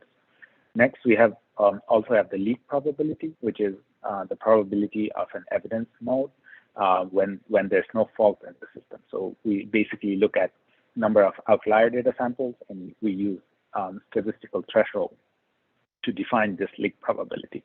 The major advantage of using leak probability is it significantly reduces the size of the conditional probability we need to define. Otherwise, it's an exponential relationship for the conditional probability size. When we use leak probability, that becomes a linear relationship. So it's a quick and easy engineering shortcut that we use to reduce the size of the conditional probability. And as I mentioned, we with the dynamic Bayesian network, we have the temporal conditional probability that connects the different fault nodes as well. So right now, we just say that if there's a fault in this previous time step, there's a high chance that that fault continues. And if it's fault-free, there's a high chance that the system remains fault-free. So we did conduct several sensitivity analysis in our previous studies with this temporal conditional probabilities as well. So in order to evaluate our dynamic Bayesian network framework, we use this Modelica-based simulation testbed. So this is the 1-floor, 5-zone medium-sized office building. So it has one AHU connected with 5 VAV terminal boxes serving 5 different zones. And this was the system was designed for Chicago climate zone, and the air side and water side operation schedule is defined using the guideline 36 controls from ASHRAE. So in this simulation testbed, we injected 14 different artificial faults into the simulation testbed, and each fault was implemented for 6 days. And in order to evaluate our Bayesian network diagnostics, we define certain isolation rules. So we have these 3 different rules that we define, which is the first one is that a fault is identified if the posterior probability of the highest ranking fault is higher than 20%. The second rule is that the posterior probability of the highest ranking and the second highest ranking has to be at least the difference has to be at least 10% or higher, so that you know that a fault cause is isolated. Otherwise, it could be very similar. And the third is a case is identified as fault-free if the posterior probability is of the highest ranking fault is lower than 20%. So in that case, we say that there's no fault in the system, or there's no significant impact of the fault in the system. So for the 14 different faults that were artificially injected in the testbed, these were the results. So out of the 14 cases, the dynamic Bayesian network was able to diagnose 10 cases successfully. There were 3 cases shown in yellow over here, in which the fault showed no significant symptom or no change in the physical measurements. And you can see the probability values are very, very low. So we classify these as no significant fault or no symptoms seen in the system. And there was one case where the fault was misdiagnosed by the dynamic Bayesian network. So essentially, the dynamic Bayesian network identified this as a different fault. So I'm just going to talk about the misdiagnosed case. So the misdiagnosed case that we had out of the 14 was the AHU cooling coil valve stuck at 100%. So it was stuck at a higher than normal value. So from expert knowledge and the rules we set as an input to our network, the key symptoms we believe were that when this fault occurs, the cooling coil valve position will be at a higher than normal value in order to maintain, the heating coil valve position will be higher than normal in order to maintain the supply air temperature. And there will be increase in the chiller water flow rate and the chiller cooling, the calculated chiller cooling. So when we manually inspected some of this data, that we saw that the heating valve was not opened due to the control logic of the guideline 36. So since we conducted all these faults in the summer and the shoulder season, the control logic prevented the boiler from operating, so it did not provide any heating to maintain the supply air temperature. So we did not see this key symptom observed in the data. So our dynamic Bayesian network kind of failed to identify this. So in summary, it was not the problem was not with the framework. The problem was with the rules or the symptom mapping that we provided it to the dynamic Bayesian network based on expert knowledge. So I think we would just go ahead and change that. So other than that, the 10 cases were correctly identified, and the 3 cases in which we did not see a lot of impact, those were identified correctly by the dynamic Bayesian network framework as well. So just to conclude the presentation, we applied our fault diagnostic framework using guideline 36 controls. So with the guideline 36 controls, it's different than traditional controls, and it significantly increases the coupling of different subsystems, which adds challenges to the fault diagnostics tool. And some of the preliminary results show that the proposed method shows good potential in isolating the fault root causes. So some of our ongoing efforts and future work are to compare our results with the rule-based fault diagnostics, fault detection and diagnostics that's provided in the guideline 36 controls itself. And the second one is we're working on implementing dynamic Bayesian network training to learn all the probability parameters using data itself, so that we do not need to provide a lot of expert-based knowledge. So the hope is that if we are able to train our dynamic Bayesian networks using the data available from building systems, we could basically we could see what probabilities we can transfer from different systems to between different systems, and also look at basically try to scale this dynamic Bayesian network into a more generalized tool, fault detection tool. So with that, I would like to conclude my presentation. Here's the references, and next I can take any questions.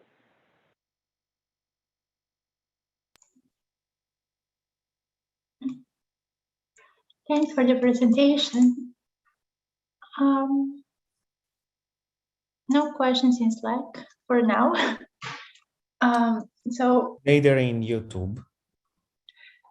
How about the rule-based baseline model that was presented as the outlook? Do you have any thoughts to share in that issue? With the rule-based? Yes. So,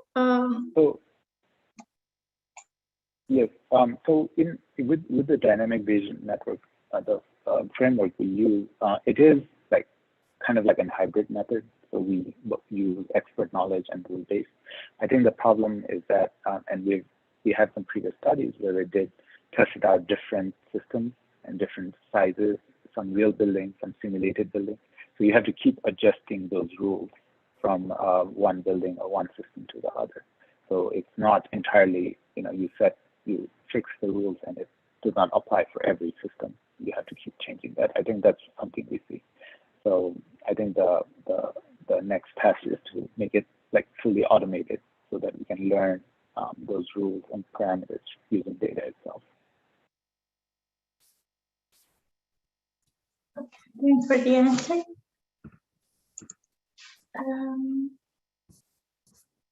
Real-time reporting from the Slack. There are no new questions.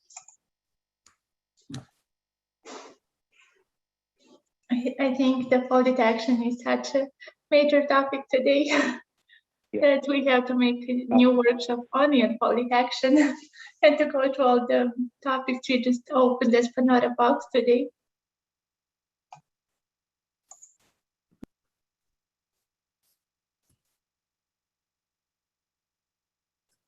And thanks again for the talk. And I would like to introduce the last speaker for today. It's Dimitris Mavroco. I am so sorry, but I have That's a good try. It's also difficult in Greek, so don't worry. Let me share my screen. And the last presentation is close to fall detection, but this time it's on digital twins and static and dynamic building data. Yeah, I will change the topic a little bit.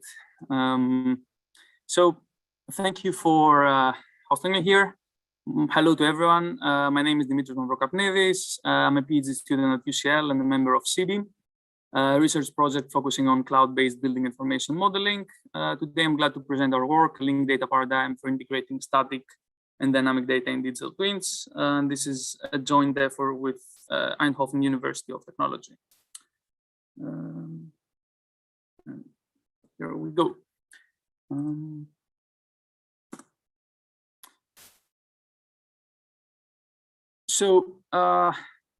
Dimitris, we cannot see your screen. I'm sorry. Yeah, thank you.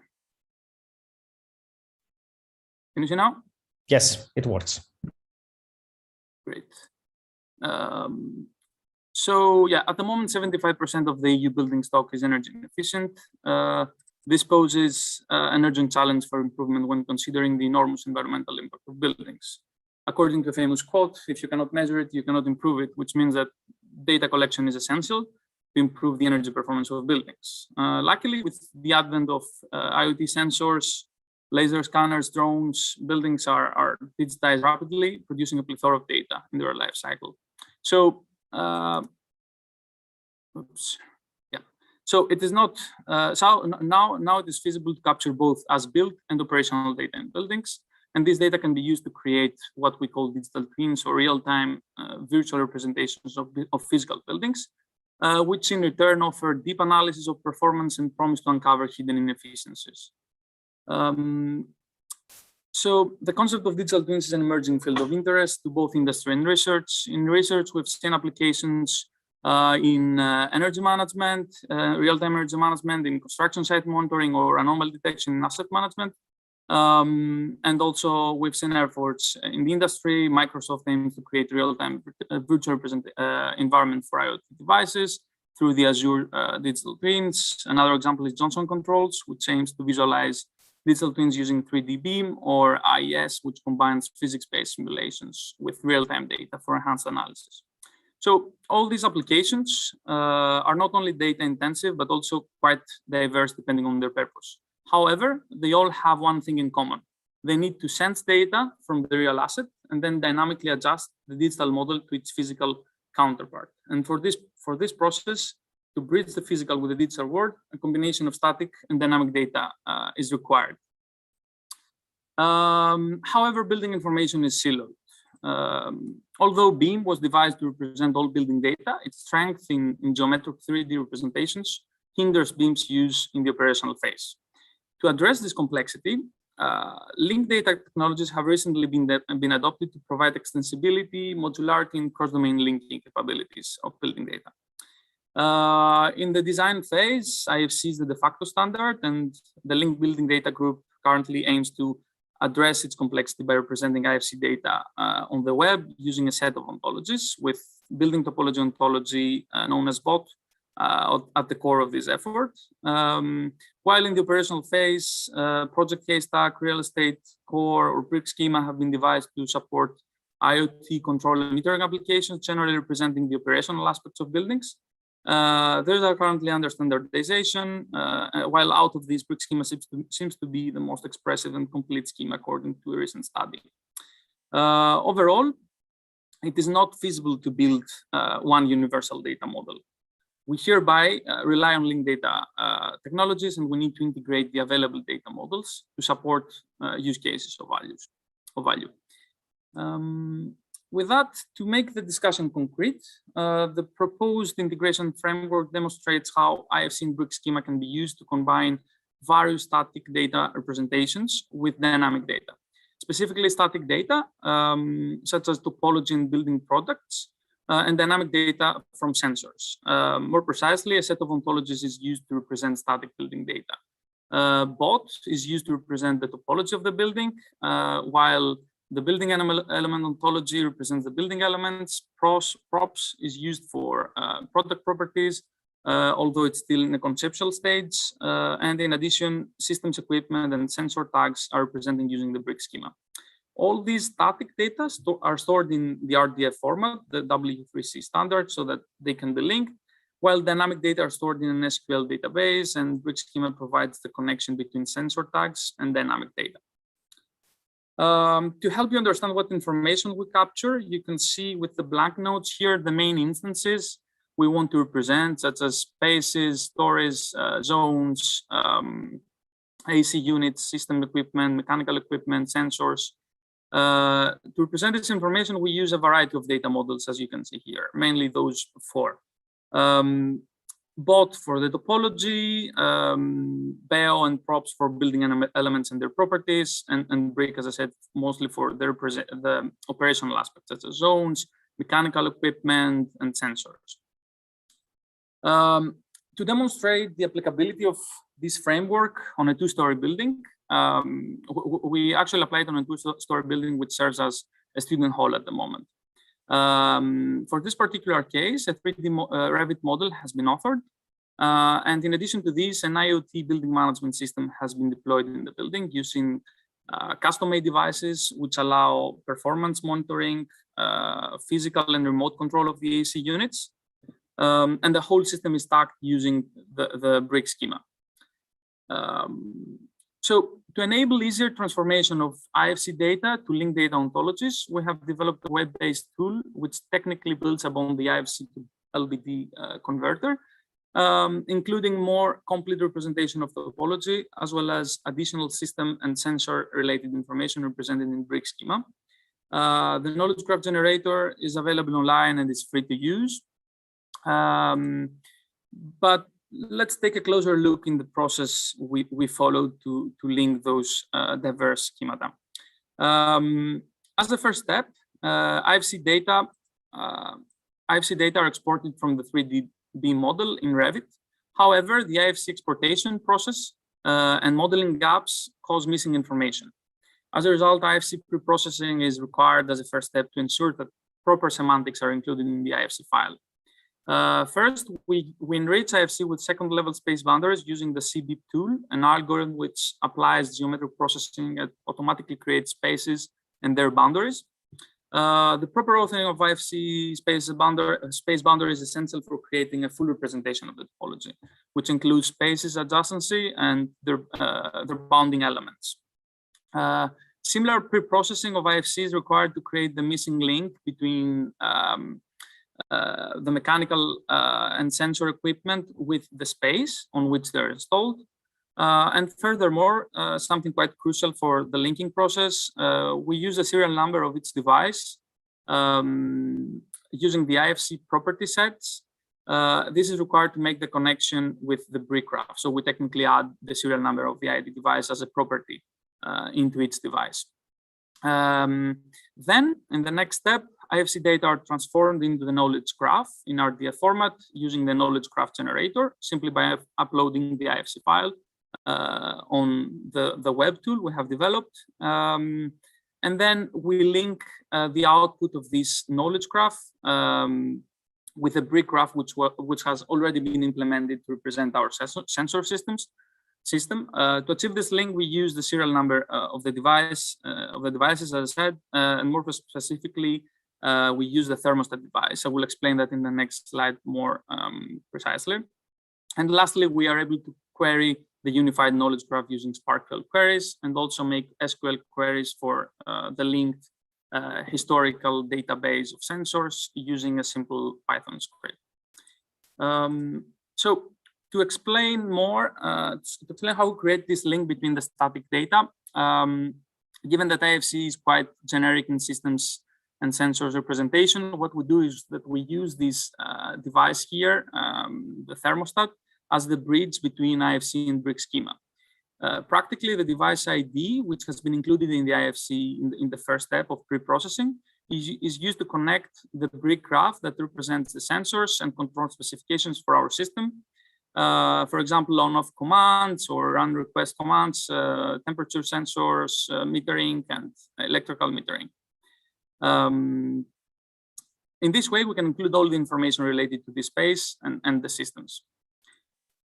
Finally, we're able with two simple queries to retrieve both static product and topology and dynamic data about the building. As you can see in this very simple example, static data such as the different window and space areas, as well as the IDs of temperature sensors of the thermostat, and then the temperature sensors are queried using SparkQL. And then we're able to use the sensor ID to retrieve real-time dynamic data from the historical database, and then perform simple calculations such as calculating the daily mean air temperature. In this way, we're able to retrieve both static data and dynamic data using the unified knowledge graph and two different queries.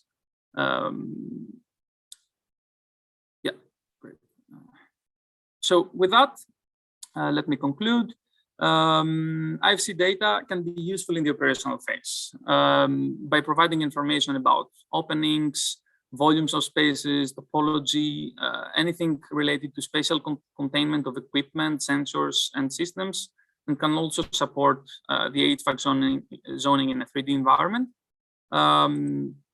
The integration of two diverse schemata such as IFC and brick can offer enhanced real-time virtual representation of buildings, which can be enabled of various digital twin applications. But as you saw, the linking process can be quite complicated. Thus, we need a tool chain. Part of this tool chain is the knowledge graph generator to enable proper data reuse. In the next steps of this research, we aim to standardize the information exchange process between IFC and brick schema to enable easier data reuse. And to do that, we aim to develop a model view definition checker known as MVD. This is a standardized process by Building Smart, which actually defines to help us define input requirements clearly and ensure that IFC data can be transformed into brick schema. And that's it. Thank you very much for staying for too long. Hope you're still here. Thank you to you, Dimitris. Thanks, I have Dimitris, for the no nice talk. questions from YouTube. From the Slack, Matthias asked, adding the ID in IFC is still a manual process. How could this be automated in future? Yeah, that's of course the main thing.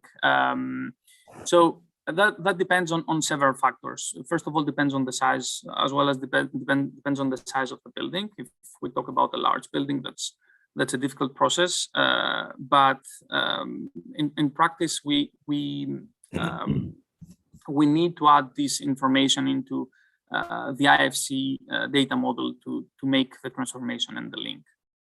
Perhaps a good idea for making this link in large buildings with existing BMS systems is to, at the time of the installation of sensors, we can actually include this ID into the IFC and then understand how the different sensors are linked to the different spaces. But of course, this is quite important.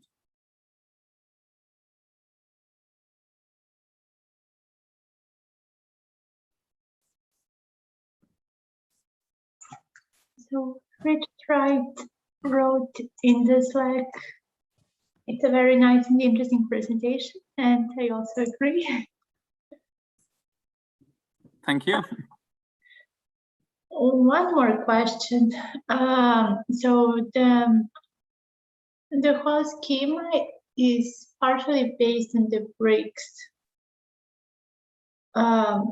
Are you considering, or is it a relevant question for extending the occupant behavior components from the bricks further?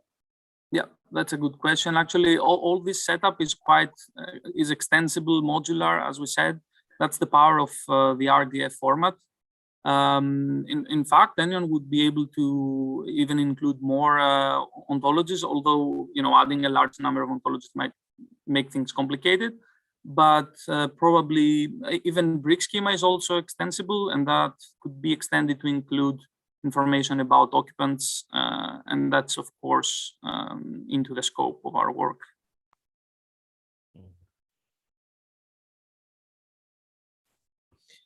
I have a curiosity related to the fact that, for example, in a project that we have here at the Institute, we are focusing more on historical buildings. So historic H-beam is one of the way for already extending classical ontologies. So the issue here is organizing documentation of building is extremely powerful, having the concept and relations very clearly set. How these could be extended to the existing building stock? So since, of course, as you mentioned, for geometry, we might have tools, we might have also indirect way for assuming or estimating or infer properties of components. There might be the possibility for a large scale application of this documentation part. So let me clarify. Your question is mainly how we use this setup, this unified knowledge graph for practical application, right? Yes. Yes, that's also something that we are planning to work with. So the important, I mean, this needs to be somehow backwards. There is a kind of specific application and data requirements for these applications that need to be met. And then we should have a set of metadata, of integrated metadata over a combination of data models to support these data requirements. So there is currently a standardized way to filter this information and validate the information using the SAPE's constraint language. This is a standard from the W3C. And this can be used practically to create these checking processes in which we can filter the data we have and then be sure that we meet the requirements for a practical application. And this is overall the goal the end goal of my research. I'm not sure if I answered your question, but yes, yes. There is another question in the chat from Julian Leprince. Could such, so it's in the chat, could such data linking device be used to automatically identify neighboring zones in multi-zone buildings for thermal model identification, for example?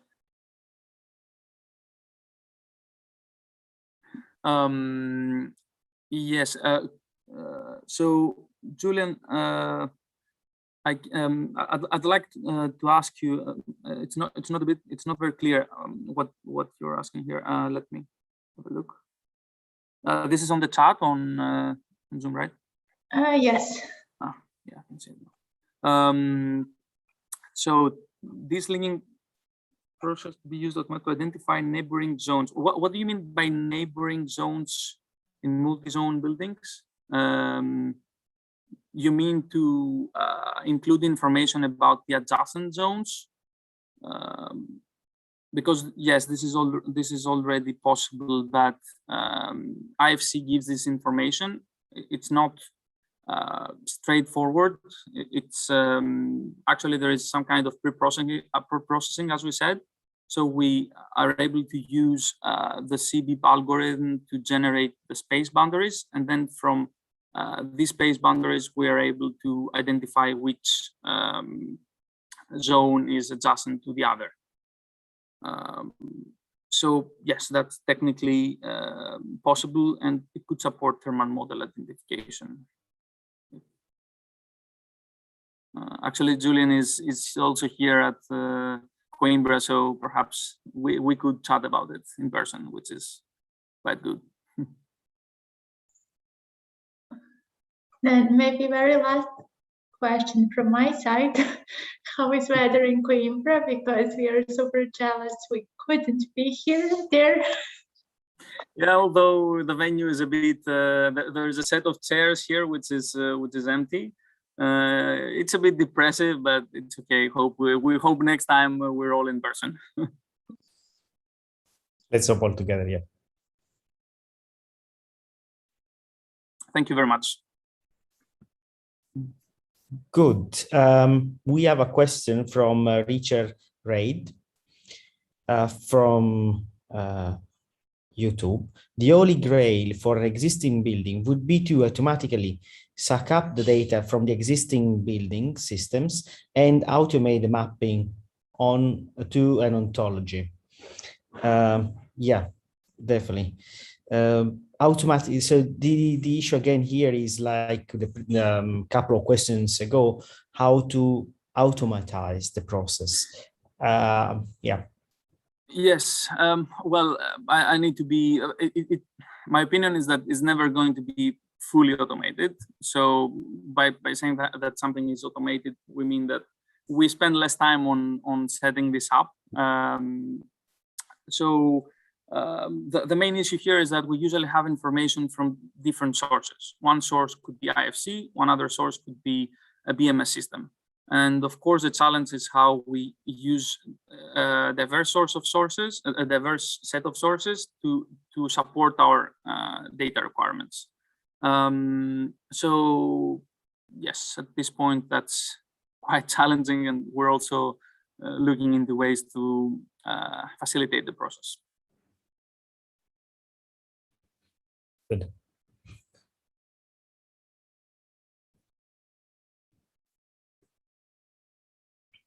No questions or comments from YouTube side.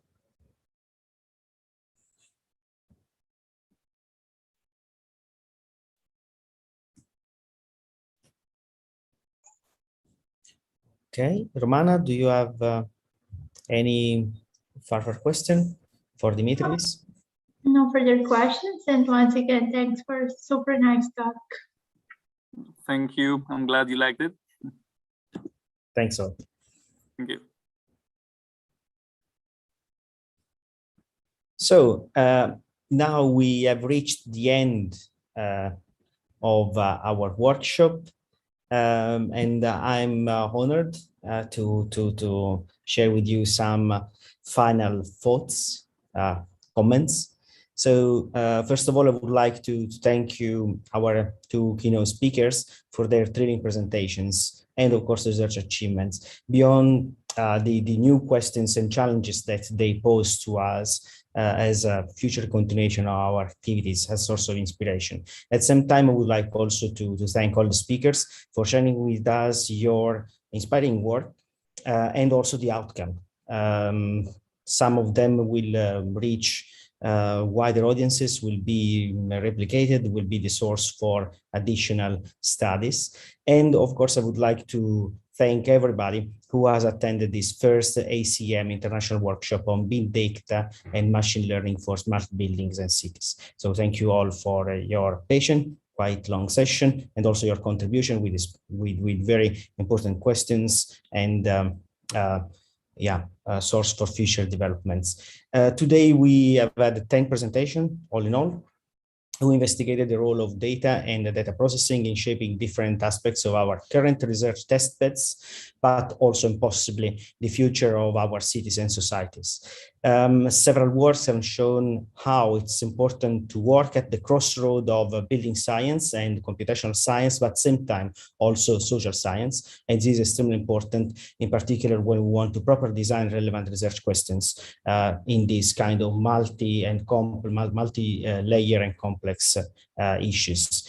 Also, I'm very glad to have seen studies ranging from individual zone to the urban scale, analyzing from classical topics like thermal comfort, in particular in the first part and the first presentations, to newer challenges like the current COVID-19 pandemic. This is an example of how much value is intrinsically available in data and in the methods and procedure to explore them. So this is extremely exciting and open up new horizon behind any corner.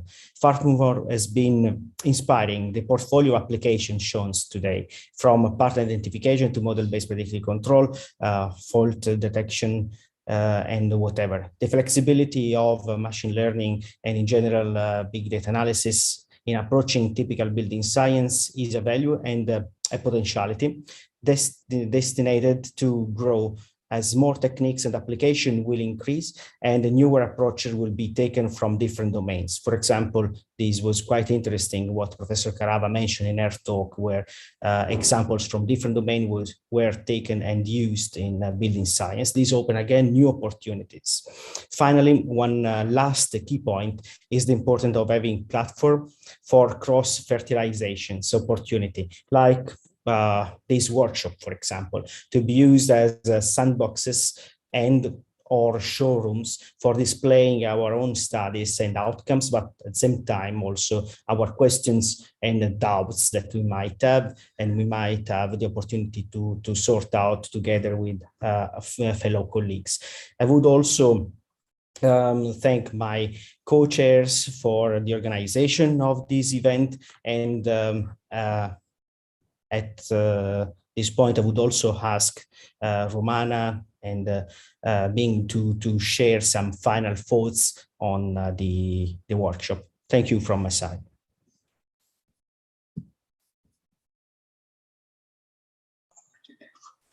Thanks, Salvatore, for the closing remarks, and thanks for the co-organization. From my side, I would also like, first of all, to thank to everybody who attended this workshop, to our keynote speakers for amazing presentations on the state of the research and state of technology, to all the speakers from today's 8 papers, and to all the co-authors that contributed to such nice results.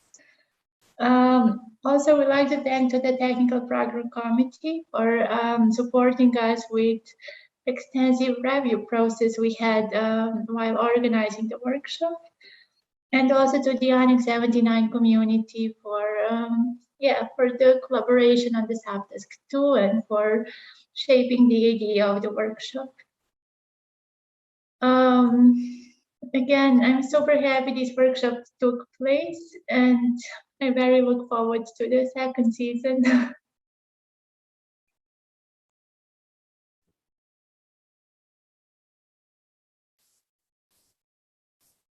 Okay. So thank you, everybody. Wish you a nice evening, day, night, and we hope to see you again soon in other events or in the second ACM workshop next year. Bye-bye.